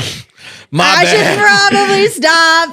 That's a me problem. Because there have been plenty of times where I've done that myself. And I'm like, I'm overstimulated. I'm overworked. Because I do work multiple jobs. I do. I don't know how you do what you do. Run on rock stars in 3 hours of sleep, Dang, girl. So, there have been multiple occasions where I have lost my shit and been like, you know what? That was a me problem, not a you problem. Sorry. You are not responsible for my emotions. You are not I'm responsible for my emotions, and I'm responsible for how I handle them and for how I react. That's showing yourself the mirror, and we live in a time, and I grew up, especially my dad, his dad, that very prideful Hispanic culture. It's like, I had to face that. There's a lot of things in our marriage, and my wife can even say, baby, you got to jump in on it. I know you probably stewing back there. She's like, oh, I got opinions. But again, it's one of those things where, again, I don't know. Because I do value myself as that man of the house, but I do value myself in my shortcomings. I really understand my shortcomings, and I'm self-aware, very self-aware. We hear it all the time, man, because it's very cliche. My whole goal in 2023 is really to revive the cliche, not so much as constantly talk about it, but live it out. Yeah. What people trip out on, and this is one thing we're very proud as parents together, is that people come meet our family and they meet our kids, and we're hanging out, and they're like, dude, what's wrong with your kids? We're like, what do you mean? Because they're not being disrespectful and acting out and being crazy. They're not on their phones. They're very aware of their surroundings. And there's like, hey, my son, how are you? How was your day? Who did Caleb ask that, Laura? And they're like, oh, no one. It was Ruby from church. Okay. She was kind of taken back because she was like, no one's ever asked me that before. A student, a young man. She's I'm actually lost for words right now because I don't even know how to respond. Yeah. But it blessed her to know that he was actually wondering, like, how was your day? Yeah, and everyone trips out. They're like, dude, your kids are actually good. I was like, it's like, I told him, facts. I told him like, look, it's not a new thing. Yeah. It's just what's lacking in society because we're afraid to tell our kids no. Yeah. Nah, man, these guys had heard no their whole lives. And guess what? If they we never went through terrible 2 phases. Yeah. Never. You know, we're very aware how to approach our kids and how to discipline them, how to talk to them. We don't say, I'm gonna count to 3. We don't. No, it's like, look, this is it. They got to know the role. And then as they get older, they see the example. Again, it's not about repeating the cliche now. It's to me now, I'm about, we hear practice what you preach, practice what you preach. Now I'm like, you know what, preach what you practice, man. Yeah. What are you doing? Because everyone can see this, especially on social media. Yeah. You know, and again, I'm getting on my little soapbox and I'm sorry. You know, but the reality is that we have to live by a new example, because I feel like the problems we have today, especially in society with men and women, you know, because we do see, hey, teachers and women sleeping with students, young boys, you know, and it's vice versa. And it's like, what trained them? What taught them that? What, you know, what temptation or what things they were watching or what did they align themselves or what happened in their life? What experience did they have? Yeah. And so what we're teaching now, I hope that people listening and watching can look at their younger generation. So, you know, let's start over. Yeah. Let's make a new approach and say, we can kill the root. Kill the root in your generation. Well, and I feel like, you know, one of the biggest factors in that is really, you know, not necessarily not just being self-aware, but having self-respect and having, you know, because the thing, one of my favorite, you know, things that I like to talk about is that you are literally the only person who's going to spend your entire life with you. So if you don't respect yourself, if you don't love yourself, if you don't show yourself that you are the most important person in your life, nobody else is going to have that respect, that love, and those feelings for you. Because, you know, and that goes back to personal experience. When I met my ex-husband, I was a hot mess. Like, you know, when I met my ex-fiance, I was a hot mess. When I met my ex-husband, I was a hot mess. I did not have self-respect. I did not have self-worth. I did not value myself. And it showed in the situations that I put myself into. And I know, because there are still times where I fall back into that. And, you know, there have been a few occasions, you know, and that's one of the things that was the premise and the idea behind my podcast, because Let's talk about that. You know, I was good segue.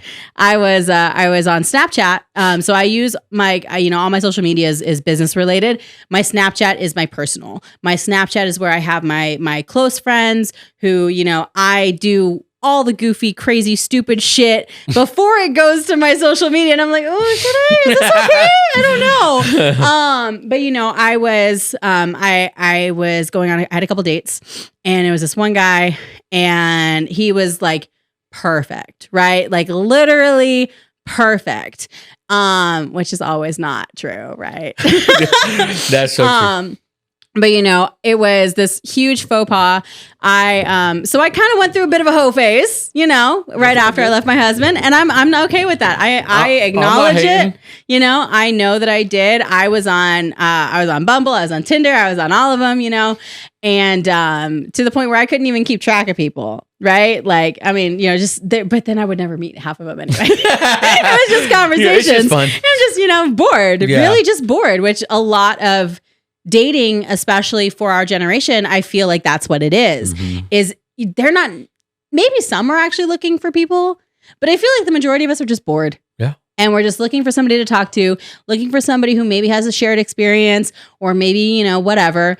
So I was on my Snap and I was on my story and I was like talking about, I had a date lined up with Luis, and you know, if you're watching this, hey, well, it's funny because he's a goofball. We're good friends now, and so I had a date with him, and so I was at work, and I sent him a video message. What I thought was him, a video message, and I was like, "Hey, just touching base for our date tonight," because it was in text, and I hadn't heard back from him, and so like a couple hours later, when I get off work, I go onto Snap and I'm like, hey, I sent you a message this morning, but I never heard back from you. So like, are we still on for tacos tonight, or like what's going on? And he was like, well, I never got it.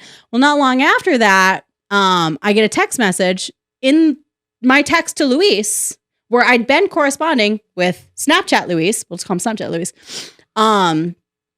But it was from somebody else. Really? It was from another Luis who I had talked to like 6 months prior and had not talked to since. Really? But my phone had merged the contacts. Oh. And I didn't know it because I had been conversing with Snapchat Luis this whole time. Not once had my messages sent to the other Luis. The other Luis got high hopes. And so he messaged me and he was like, it was really weird. He was like, hey, Sarah, did you mean to text me? And I'm like, well, yeah, like, are we on or not? And then there was something else. And then I was snapping the other Luis and I was telling him what happened. I was like, oh my God. And it dawned on me what had happened because I went into the contacts and it had 2 phone numbers and one was San Francisco and one was Fresno. And I'm like, oh, that was that. So I was on my Snap story and I was talking about it and I was like, you know what? I was like, I'm gonna just make a podcast because I'm gonna teach y'all what the hell not to do. Cause like delete them if you're done with them, you know? Yeah. How's that podcast going though? You know, so it's slow. So I dropped the podcast is the long game. I dropped about 5 episodes in October. And then I just haven't had time to record anymore. I've had time, I just haven't made time. Let's be honest. Yeah. You know, but I kind of hit a bit of a wall because I was like, well, you know, how much of it do I want to be dating stories? How much of it do I want to be? Because the premise behind it is, you know, life and dating after abuse. So a lot of it also is meant to teach through my experiences of what I went through with, you know, understanding manipulation and understanding the things that I didn't know. Because you don't know what you don't know. Yeah. And if you haven't experienced it or you haven't had somebody who's been through it, and even then I can talk your ear off all day long about X, Y, and Z, but if you've never experienced it, you're not going to see it on the same level as somebody who has. And even somebody who has, their experience is always going to be minusculely different, you know? So the first few, I think all 5 of the episodes are smaller ones about abuse. Hold on, let me actually check because I don't know. But you know, so it was kind of to teach and kind of, we're not going to do that. Uh-oh. A DM. You know, so the first episode is literally just my intro. And then the second episode was actually, so October is Domestic Violence Awareness Month. And so I just happened to drop my podcast on October 20th, which is known as Purple Thursday. So that's technically Domestic Violence Awareness Day. So I did a second one that day, like in my car. I was like, hey, like, you know, and just kind of talking about that. Healthy relationships versus toxic relationships, the 4 trauma responses, and confirmation bias. So it's a little bit of education with some crazy storytelling because I'm really bad at staying on topic. I do a lot of tangents. Like I used to have a podcast with one of my friends in Australia, and it was a business show. And our episodes were about 45 minutes because it would be like, this is the premise behind the show. Here's a 30-minute tangent talking about how much we both hate birds. And then here's the point. And tacos. And then, And then here's the end point with our, you know, our tangible, you know, advice. But, you know, I actually have some friends. I'm like, hey, you know, give me your dating stories. Like, if you don't want to tell them, let me tell them. Yeah. And I had actually put out on my Snap, and this is why I was like, oh, Luis, if you're watching, I put on my Snap, I was like, hey, like if you have, you know, a dating story that you're cool with me sharing, like send it to me.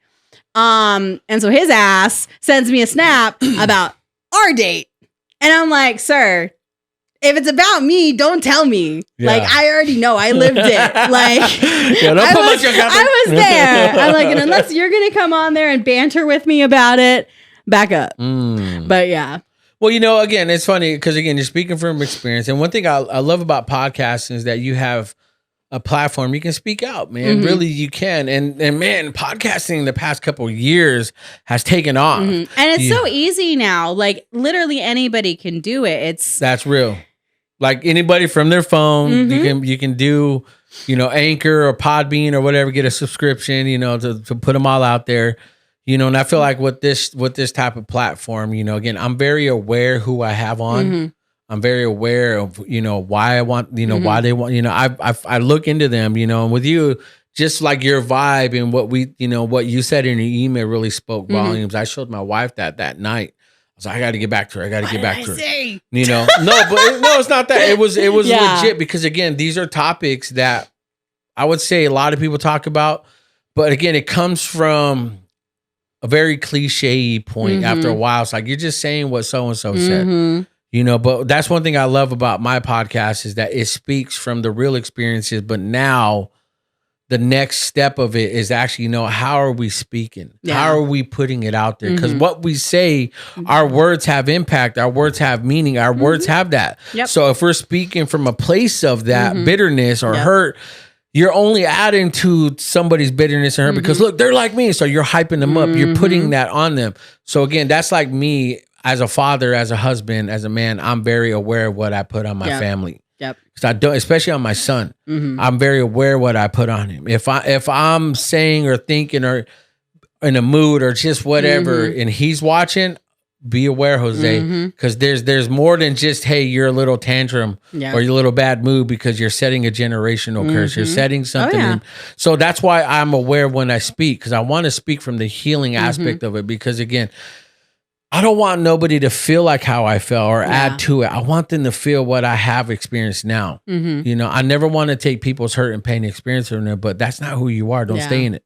Again, when we make the choice to put ourselves in it or not, again, how do we approach it? How do we speak from it? Because again, we've seen it, like you said, when your husband, you guys got a divorce, I hate men. It becomes the same thing.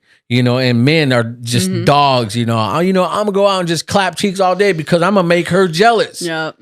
That's the reality, and again, I want to teach by example, by practice or preach what I practice so my kids can see it. Because when these cameras are off, I'm the same guy. Yeah. They know, because I was on a podcast before called Unfiltered, and I was so fake. Yeah, I was saying all this stuff. It was right, but I was so fake, and I knew they'd sit back there and just like, man, what the fuck are you fake? Did you? Yeah, they're like, and the thing is though, it's like, because one thing once I started seeing myself, I hated it. Yeah. It's like, dude, that's not who you are. Because I was at a phase where I'm gonna do me, like everyone does. But that's and we talked about that already. And it's like the way the toxic extreme of what that's become as a norm in society. Because like there is a point where you have to do you. You have to do you. You have to, but not in the sense of that literally becomes your entire personality. And it becomes destructive. Yeah. So a couple of my favorite things, and I know you said, you're not like big in the universe type stuff. So for me, I'm not religious per se. I like to say that I'm spiritual. That's more so because I grew up in the Bible Belt. I have some issues with church. It's a thing. So, but I do believe in a higher power. I just call it universe and focus on energy versus, angels, God, that type of stuff. So, how you were talking about like what you speak, what you speak, what you listen to, what you surround yourself with. Like there's so many cliches that we could go through. Like you're only as good as the 5 people you surround yourself with. You do, what you say, what you listen to, how you act, how you speak, that is what's going to manifest around you. That is what's going to become your reality. So like if you go and listen to my last episode, hopefully it won't be the last one when this airs. So episode 5 of my podcast, it's called Confirmation Bias. And that's one of my favorite topics to talk about because I can talk about it from a spiritual standpoint. I can talk about it from a scientific standpoint. And it's the same thing, just different names. And it's essentially, from a spiritual standpoint, be the energy that you want to attract. So if you put out positive vibes, you're going to get positive vibes back. If you put out negative vibes, you're going to get negative vibes back. But if you look at it from a scientific standpoint, whether you think you can or you think you can't, you're right. As a kid, you don't realize the depth of that statement. As an adult and actually listening to that and processing it and realizing that that statement is so legit, because if you say, I can go start this business. You're going to align yourself and do actions that make that happen because you have that belief in yourself. You have that understanding that you are capable of doing this thing. But if you say, I can't start this business, you are going to focus on all the ways that it is not possible. I don't have time. My kids have to do this. I have to do this. My husband doesn't support me. My wife doesn't support me. My friends think it's dumb. You're going to focus, and your brain is naturally going to confirm what you're telling it. Yeah, I mean, I agree. I'm 100% agree. You know, one thing I'm a type of person, you know, I count the cost first. Mm-hmm. You know, you can have all your dreams and, you know, the vision and all this, but the reality is, though, it's going to take some work. It is. You know, and the reality is that you got to invest, because when I started my business and we made the conscious decision, even in the beginning, because we've been married 17 years, she's been a stay-at-home mom since, you know, and our kids are, even now, they're currently homeschooled. They've been homeschooled, you know, we made the conscious decision to say, you know, it's going to be hard to live off one income, but guess what? We're going to work our way to it. And so when I finally quit my job at 26, put my 2 weeks in, I did a year's worth of work doing 2 jobs, you know, going to work at 2 a.m. because that was my schedule, getting off at noon, and then 1, 2 o'clock, get to work afternoon, worked out 8 o'clock because I'm trying to book, you know, shoots, do all this stuff. So I did that for a year. I was getting 3 hours of sleep a night. You know, having to wake up at work 1 a.m, you know, so count the costs, know it, you know, because again, what you put into it, again, as a farmer, you know, somebody, because I worked in the fields, you know, I've tied vines, you know, we've done all the pruning, we've done all the work, because when, you know, the reality is once you put it to work, you'll start seeing the fruit. You start seeing the results. So it's not like I'm a manifest this. You know, it's like, there it is. You know, it's like, again, I live in, I respect that thinking. I do. Well, see, but that also has its toxic extremes too. And I don't agree with the toxic extremes. The toxic extremes are the people who just say, oh, I'm going to manifest this and it's going to happen. But, there it is. But manifesting in itself goes down to aligning your actions with your words and backing up your actions. That's real. Because I can say I want $1 million, all I fucking want. But until I actually take the steps to make that happen. So it's, you know, I feel like a lot of the like toxic you know, manifestation, spirituality culture does give it a bad name because it does. There are so many. So many. I think that's what turns me off on it. And I get that because there are so many and they're the loudest. They're always the loudest that are like, oh, if you just manifest and you do this and your dreams will come true. Have you done DMT to activate your third eye? I was like, what? But you know, and so because they're the loudest, that's what everybody in the, you know, in the rest of the spectrum sees. But what it comes down to is literally basically having the plan, having the vision, count the cost, and then going backwards and saying, what steps do I need to take to make this happen? And then it's the belief. The manifestation for me is putting the belief behind the actions so that you have the belief in yourself that you can do it, you have the actions, and then you're actually taking the steps to make your actions align with your words and your beliefs. That's motivation right there. So I agree. I agree. And so again, I understand. Trust me, I do. Because I have so many friends. Like I have my crystals. I love my crystals. I have my tarot. I love my tarot. But the way that I do it is not, oh, I'm just going to listen to this card. It's going to tell me what to do. No, it's going, I take it, I do the reading, I read it, and then I'm like, okay, well, how does this relate to what I'm currently going through, and what actions can I take from that? I like that. You know, again, I 100% agree with you because to bring it full circle is this. You know, you're not what happened to you. No. You know, but it's part of me. It is a part of you, and the reality is that what you choose to do to go through it. You know, accept what happened to you, I would say. But again, find a way to grow to where it doesn't hurt you. It doesn't keep you stagnant. It doesn't keep you locked in the victim mentality or any other mentality, but forward. You know, again, I had to learn that the hard way. You know, my wife had to learn that the hard way. I couldn't blame nobody but me at some point. Because at some point, you got to take the responsibility of growth. Yeah. You know, again, stay in it. Again, I highly recommend staying in it, you know, but again, how long you choose to stay in it eventually becomes who you are. Yeah. You know, and I want to grow because I'm not living for myself no more. Yeah, I'm doing me. I'm taking care of me. And, you know, but you have a bigger purpose and you have a bigger. It's more than myself. It's more than me now, you know, because once we said I do and once we made kids, you know, and it became that, then that's the reality. It's like, you know what? For me not to have my son, especially because it's more personal because I have a son now. I'm not going to be what my father was. I'm not going to be what my grandfather was to him, you know, and then so on and so on. Again, I wanted to change a family tree, you know, and so and I think where we're at now is like you are the author, I feel like, of your life, you know, but whatever higher power, whether you believe in God or not, again, man, it's in your corner. You know, find the right people that have that same mindset. I really do believe that. You know, I do love that mentality because of an alpha male. Because a lot of people think, oh, it's toxic masculinity, it's this and that. But I'm looking for those men that have that mentality. Not only for the just prideful men and you know women are no, it's not. I feel like it's a different mentality because I want to redefine that because I look at where my daughters are right now. There's gonna be a day where someone's gonna be like, Mr. Cruz, I'm here to take Lily out. Mother, you know. No, you're not. Let's try that again. But that's the thing is, though, have I prepared them for that? You know, and my son, same thing. Because I'm not going to treat them any different. Oh, it's my boy. He going to get the girl. No, dude. You know, Mr. Cruz, I'm here to visit Caleb. No, you're not, girl. Why? You know, it's one of those things. It's like, we got to teach you. We got to show you. It's no longer me living for me now. It's me and my wife. When we said I do, this is it. Yeah. You know, it's like everyone's asked, oh, Laura, you do all this. Where's your me time? Her me time's our time. Yeah. You know, we became one. You know, we get in this world. Like, I'm doing me. You know, you need to make time for you.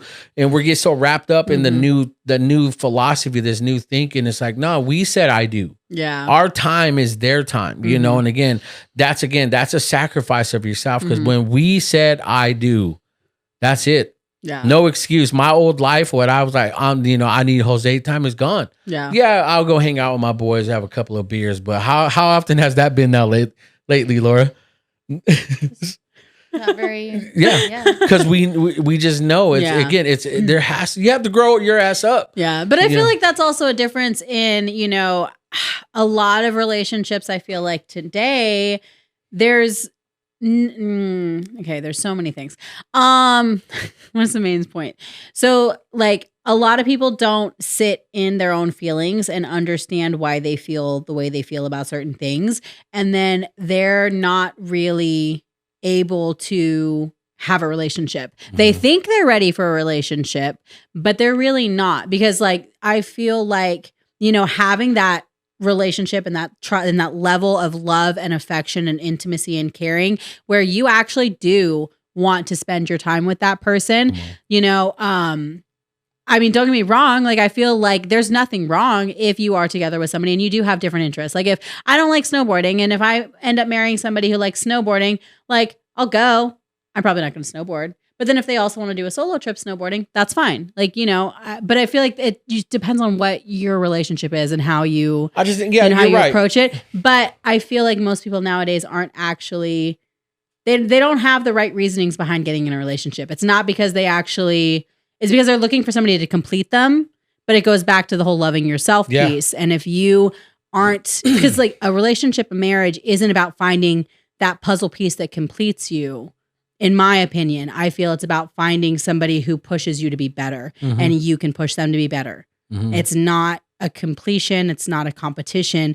It's just finding the right level of respect and admiration and trust where it's not a competition. That's real. I mean, because at some point, I remember when we first got married, I had no idea what we're doing. We didn't, man, like most, you know, but again, I've learned the hard way, but I've learned. You know, and I've applied, you know, and she can speak. I don't want to ever speak for her, you know, and she has what she wants to say. People always like, oh, how's it feel? You know, Laura, we know what you put up with. And she's like, no, we don't. I don't put up. We do what we do. And it's like, and then, you know, one thing I used to do these short clips and she would come in out of nowhere. So, hey, Jose, you know, it's one of my reels. She's like, what do you say to somebody who's trying to find a relationship? Yeah. You know, my honest answer is like, quit looking for a relationship. Yeah. Quit putting yourself out there as single as this. Just fix you. Yes. Focus on your life. Focus on the best thing you can do and be for yourself. Yes. And again, it's not like, oh, I'm doing me and no one's going to tell. Oh, I don't need no man. I don't, it's none of that. Yeah. It's fix you. Yeah. Fix your life in the best way. And when somebody comes in, it's just going to be in stride. Yeah. It's not like you said. No, I agree 100%. Yeah, and see, that's where I feel like people focus on, I need a beat because everyone's like, oh, so-and-so's in a relationship. They're social media, the worst thing, best thing that ever happened to us. It's a comparison game. Yeah, and it's horrible, So one thing I would say my message, somebody in a relationship, man, just don't worry about it. Yeah. So what if you're like, I have a friend of mine, I'll say his name's Tony. Tony Rodriguez is a 42-year-old virgin man. Aw. Yeah, and he has his purity ring. And this man is saving himself for his wife. Love that. And the thing is, I tease him all the time, but it's one of those things is like, he's saving himself. Yeah. He's not worried about, even now. Yeah. He's like living, I'm at some point in my mind, the selfish Jose is like, damn, I wish I had that. Yeah. I wish we would have waited. But no, this is the best thing that ever Yeah. happened to us. Yeah. But for him, I tell like my kids, just wait. Yeah. You guys, when you're older, go travel.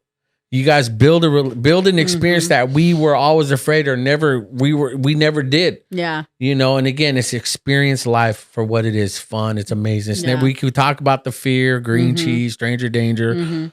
Nah, man. What's that time code on that one too?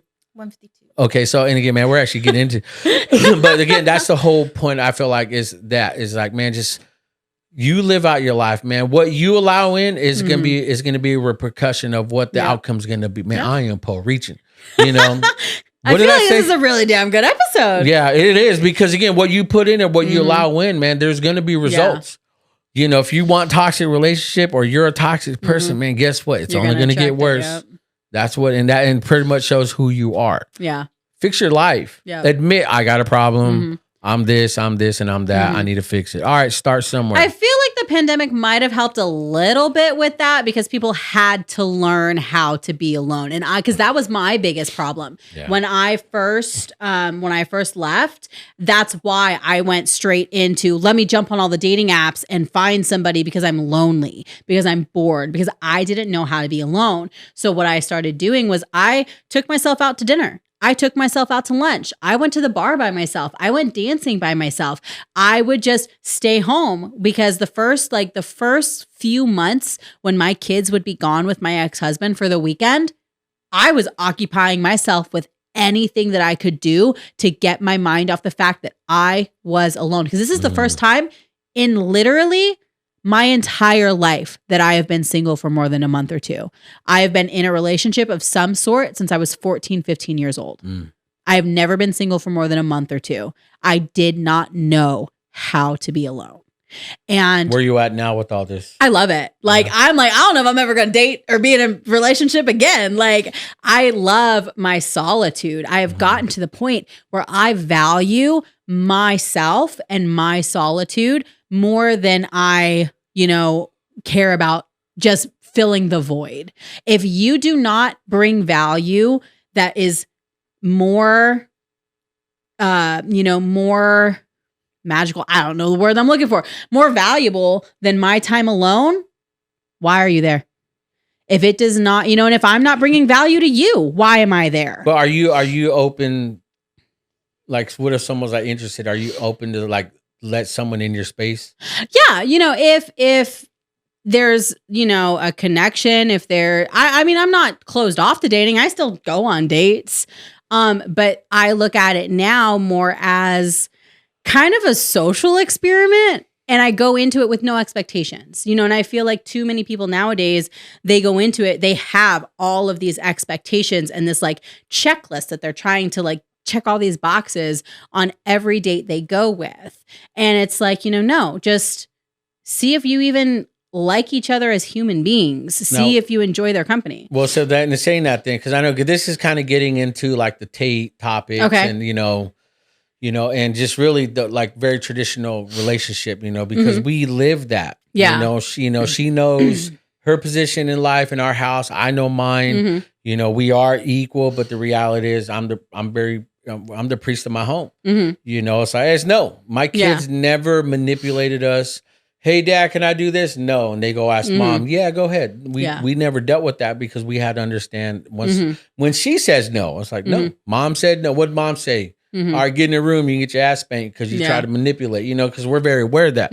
You know, what if someone came into your life and you're so used to living this solo life, me, and I found me, I've discovered, you know, and a man comes in your life and he's like, well, let's do this. Are you willing to sacrifice that part of what you've gained yourself? I'm always willing to discuss. To give. Like, because that's a huge trust. No, that is. And that's a good point, you know? And I feel like in every scenario that would kind of go with that, it really is dependent upon the situation, you know? And I have nothing against, you know, a typical hierarchical familial structure. Like, you know, the man is the breadwinner, the woman is the supporter. I have no problems with that, you know, if that's what works for you. That may not work for everybody, and that's fine. And that's where I come from. I'm like, you know what, if I do meet somebody who makes me feel comfortable enough and confident enough in his ability to be that caregiver, to be that protector, to let me relax, to let me have my guard down, I'm not against giving that a try. But I've been in the situation 3 times where I thought I had that and I didn't. And I had to live in trauma response and I had to live. So that definitely is my trauma. You know, reflecting and, you know, influencing my decision making as far as that goes. Yeah, I know we're pushing it. Oh no, you're good. You know, but I love how we're talking about this because, you know, we'll wrap it up with this too. I feel like this is a great way to end it, you know, because the reality is, I think it's because again, I don't blame you. Yeah, I really don't. And I've seen and I know a bunch of dirtbags out there, really do. Yeah, you know, but I do know some, like my buddy Tony, man, 42-year-old virgin. But I think, like I said, you know, the thing is, it is all situational and it is all circumstantial, and it is being able, and this is literally for everybody. You need to be able to have an open mind. That's the biggest thing in my opinion, because as soon as you say, I'm not willing to try, whether, you know, especially if it's a situation that you've never been in, if you automatically close it off because society says one thing, or, you know, my dad did this, or I've lived this, you know, you're going to close yourself off from potential amazing opportunities. They may suck. You may regret it, but it's either a lesson or a blessing. That's real. Either something amazing comes out of it, or you learned what you don't want what you won't tolerate. That's so true. Because again, I'm gonna always say this: never want to take away from people's experiences. But again, either it happened by not your doing, or it did. You know, and but it's a matter of how you deal with it. It's a matter of how you respond to it. Yes, and that's where I feel like a lot of people are afraid they get stuck in it really becomes a victim mentality, and it's overdone. It's like everybody's wrong, everybody's this. It's like, no, it's you. Please, okay, I'm sorry what happened to you, but again, you're not the only one. So you're not entitled to this special treatment because it's not that, because I feel like people who are stuck in the victim mentality, when somebody comes to them with that, it is, you know, automatically that you're invalidating their experience. That's real. But it's not, you know, and don't get me wrong, there are some people who do it with that intention and with that malicious intention behind it. I don't like people like that. But, you know, if it's simply trying to tell somebody, hey, look, like, yeah, some shitty stuff happened to you, but that is not who you are as a human. You don't stay in it. You need to learn, like, sit in it. Feel it, understand why understand why you feel this way, understand why this is affecting you the way that it is, and then grow from it. And it's not like when you meet new people, don't put it on them. Yes. Again, that's why you speak from healing, not from the pain. You know, I mean, I love this. Girl, you are amazing. Thank you. You're so dope because, again, these are the type of conversations that I want to, the type of topics and the passion, You know, because again, we believe probably different type, sides of the spectrum. Oh, trust me, there's some things I'm like, you know what? I don't know how we're gonna navigate that conversation. Yeah. But you know what? I love when somebody can agree to disagree, and you're not attacking me in any way, and I'm not attacking you in any way. And I feel like that should be the norm. Yes. But we don't live in that, But I think if we take these small steps into that, man, what a we're awesome modeling world. The behavior. I agree. And I think we do this thing on the show, baby, if you want to say like what overall, maybe you can start it like your last words, last thought, overall conversation. What do you think about all this? Well, one of the things that while you were talking like when you were younger, and I feel like when I was in high school, my parents were like, mainly my mom was like, you can't have a boyfriend. You can't have a boyfriend. You can't have a boyfriend. Mm-hmm. And for me, it was like, why? She never told me why. Mm-hmm. She never explained, look, this is what they want. Yeah. This is the only thing and I think if that conversation was different, instead of her being hostile about not having a boyfriend, I wouldn't go behind their backs and have a boyfriend. She did that with me. So were you the boyfriend behind the back? So literally, no.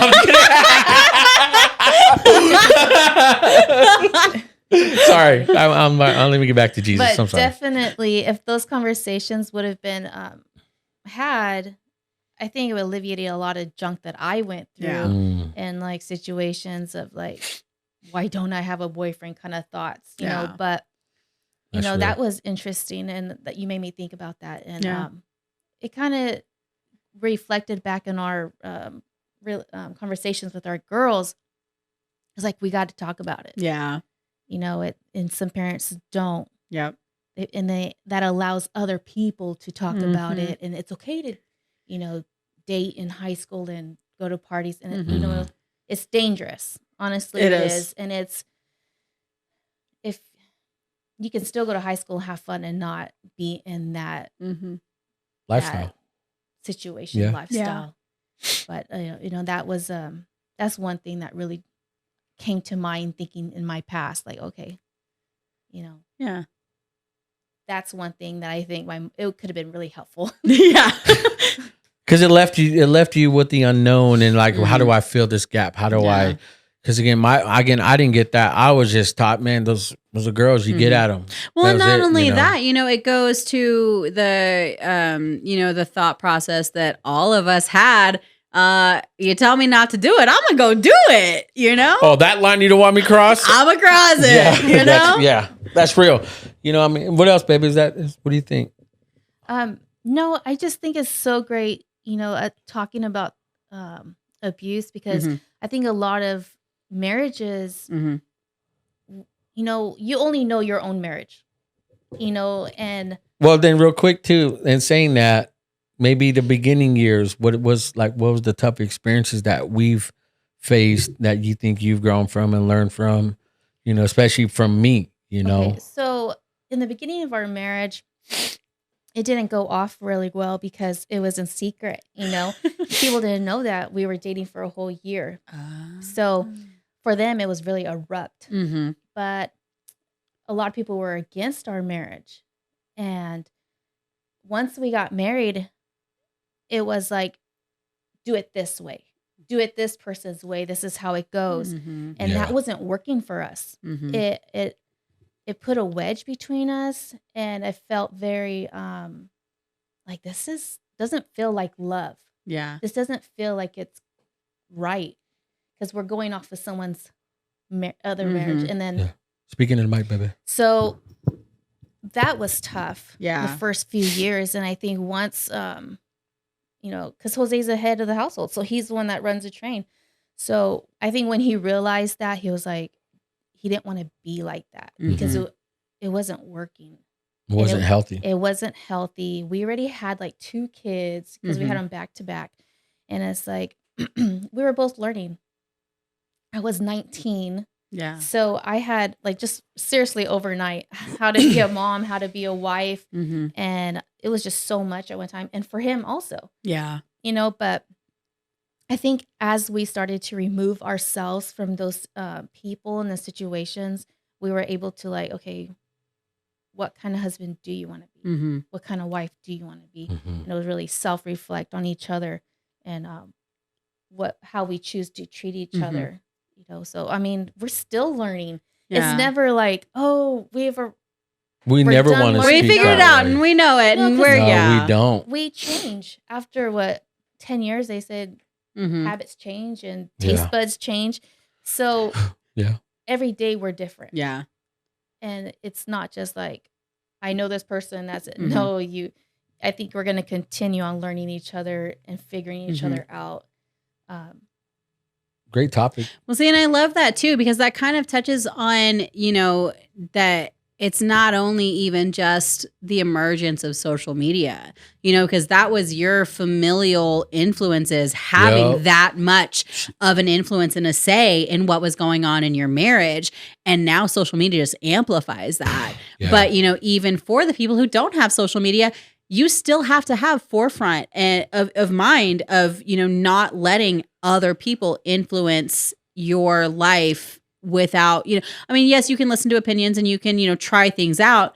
But if you guys had just done what they had said and not actually grown We and not wouldn't be actually here. learned from it, you guys Yeah. probably wouldn't be here. You wouldn't have the 3 kids that you have. You wouldn't be doing the things that you're doing, and you wouldn't be crushing it at doing what you're doing. Thank you. It really goes just back to understanding that you are the most important person in your life. Mhm. Like, you are the only person who's going to spend, like, eventually one of you is going to die before the other one. Let's be real, and then you're still going to have to live with yourself. She's still going to have to live with herself and love yourself and be able to be okay with that. Yeah, and that's true. I mean, I think once speaking from her, I can hear it in her voice still, because there's things that I wish we could have undo. Yeah.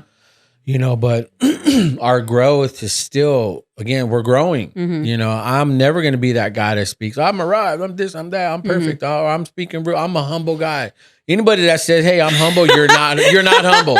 No. Real humility will never say that, it'll show, So, and I think I'm very open to the fact, dude, I got issues still. I'm 41. Mhm. I got issues, and I'm living for a better life. Not of my own, but for my family, for my kids, so they can see now. Yeah. Be very difficult to find this out there, but I do believe there are people and generations that are training people like how we're doing our family and our kids. There are people out there like Oh, that. yeah. I pray that, that they find that. But the thing is, though, I pray that it finds them when it's just, again, I've used the analogy, Tom Brady, the Yeah. Gronk, throwing the ball. It's not underthrown or overthrown where you got to Yeah. catch up or slow down. It's just in stride. Yep.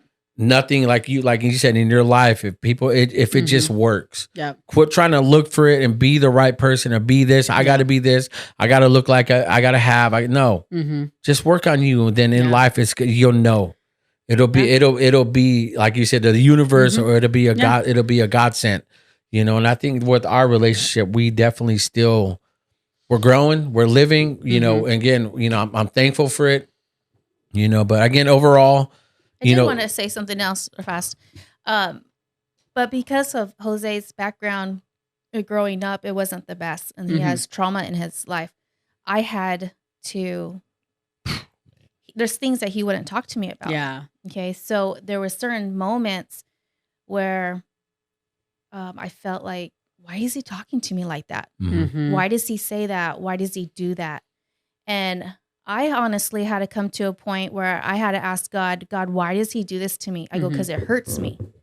And I had to tell God, look, he's your son. Mhm. There's nothing I can do to change his mind, Yeah. because that's just how men are made. There's nothing I can tell him. He has to hear it for himself. Mhm. He has to see it for himself. So one night I was like, well, God, I asked God, why does this happen? And God says, it's because the women in his life have treated him this way. Mm. His stepmom, ex-girlfriends, the women in his life have made him feel a certain way. So when something happens or says, he puts that on you. Mhm. And so I feel like, well, that's not fair. And then, I told him, you do this because of this. Mhm. And I know he was like, he didn't want to hear it, Mhm. but I think it sunk in like, Yeah. oh, I do that. Mhm. And I learned to not take it so personal, Mhm. but to like learn through it. Like, Yeah. he has to see it for himself and recognize it, Mhm. because I can't heal him. All I could do is like, hey, this Mhm. sucks because you do this. Yeah. This is why But now, you do this. can I ask you this? Like, how do you think that would have looked if he had been resistant? If he had been like, you know what? Yeah, that's true, but I'm not going to change. Yeah. Because that's, in my experience, that's what's happened. Yeah, the maturity level of, it probably wouldn't have lasted. Yeah. So, I mean, and that goes to would've show too, like the mentality of, somebody who has a growth mentality versus a stagnant mentality. Mhm. Because like, if you were closed-minded and if you didn't have that potential to think long-term and that potential to be like, okay, you know what? Maybe she's right. Maybe I am being a little bit of a dick, that would have been totally different. Yeah, I think when she had told me that, again, it had to be self-reflection. Yeah. It had to, because again, I saw what didn't work my Mhm. entire life. Yeah. And I always, even as, like I said, as a 7-8-year-old, Mhm. I'm never going to drink like my uncles and my Yeah. aunts. Yeah. I'm never going to smoke cigarettes and burn them out on my kids. I'm never going to be Yeah. that. But at some point when reality hit, when we separated ourselves Mhm. from Selma, the churches and her family over there, Yeah. and people we knew, we thought that was supposed to be our life. Like she said, people were telling us how to be. Mhm. When we separated, we didn't know who we were, especially as a couple, because Yeah. we were dependent. Yep. It was mommy, and daddy. Me is like, quit calling, you're 40 years old. Quit calling mommy and daddy. It's weird, But the thing is, though, then I had to leave a person, an individual, and certain men in my life. We didn't know who we were until we had to face the fact that, no, you're the problem, bro. Yeah. And when I started drinking, when I started working as a content creator, working with breweries, it's like I made the conscious decision to be a drunk, to be this guy. Mhm. Not because I was just this crazy alcoholic. It's just I love the feeling, but that showed me. Yeah. That showed me my problem. And then when I finally realized that, it had to come through an experience that I wish I can take back, but it showed me who I was turning into. I was turning into what I despised the most. And I had to learn, again, like we said at the beginning, I had to flip the mirror. Yeah. It's not her fault. It's not their fault. It's me. Yeah. Because she can have her own experience. Say, let me turn the mirror on me now. One thing that made such a blessing in my life, is that she wasn't, rightfully so. I always spoke on this, like in the last podcast I was on with Overflow. She had every right to leave me and be this, because I treated her wrong. I ignored her. It's not so much it was just the physical, the crazy. Yeah. No, I was just, whatever. I don't deal with people like that. Yeah. But she never once threw it in my face when she had every right. She never once used it as ammunition. She never nagged. Yeah. She never called me, where you at? What are you doing? Who are you with? Her maturity was way beyond what I had in my previous relationships with other women. And she never did that. And I think that's what, like I said before, once I never got the kickback, because I'm a reactionary guy. Yeah. And when she never did that, it had to show me, all right, well, Jose, you keep pushing the envelope and she's not doing nothing about it. Why? Yeah. And then it's me. It's it's you, Yeah. So and I think that's where we've grown, still growing now.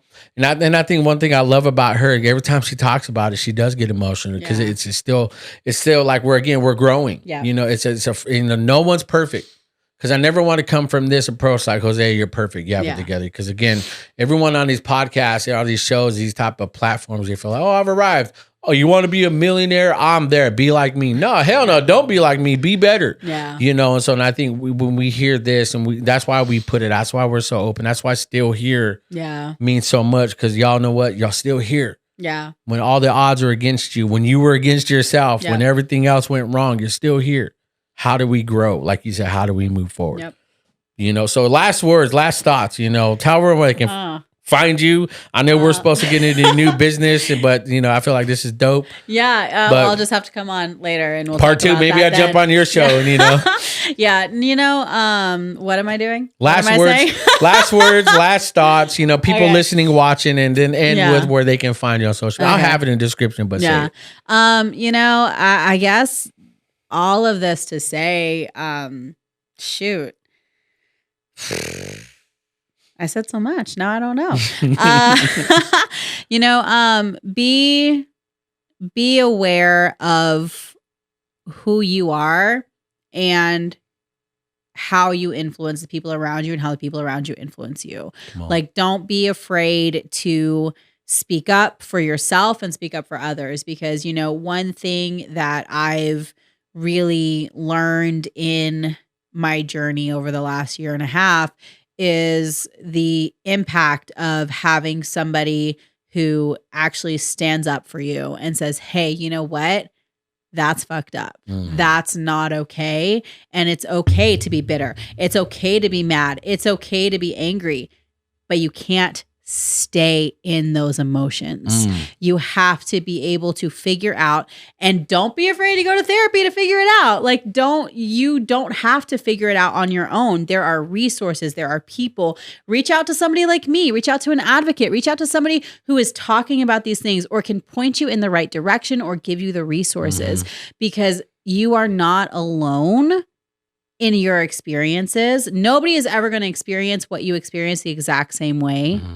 But if you don't take the time to really sit and reflect on what experiences have made you the way that you are, you will never be able to grow, because you won't know how to make the shifts to become a better person. Come on. Wow. Again, man, we're going to take an offering because she is reaching.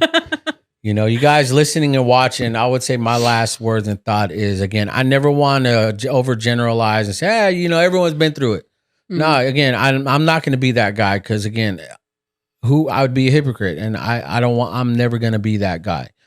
You know, but I do want to say, again, you're not what happened to you. You know, you're not it, you know, but what happened to you is real. And I think what you can make that situation that happened to you real, you can make it a better. You know, you can make it better for yourself and for the world around you. Because, again, I want to set a new trend on, you know what, let's start living out, you know, really, again, cliche, the positivity. You know, we hear it all the time, you know, but I think once we start living that out, you know, I think people will start catching on to it, because they're going to see that's different. You seem like you're at peace for some reason. How'd you get there? Then you can speak from a point of healing. You can speak from your experiences, but from a healed point.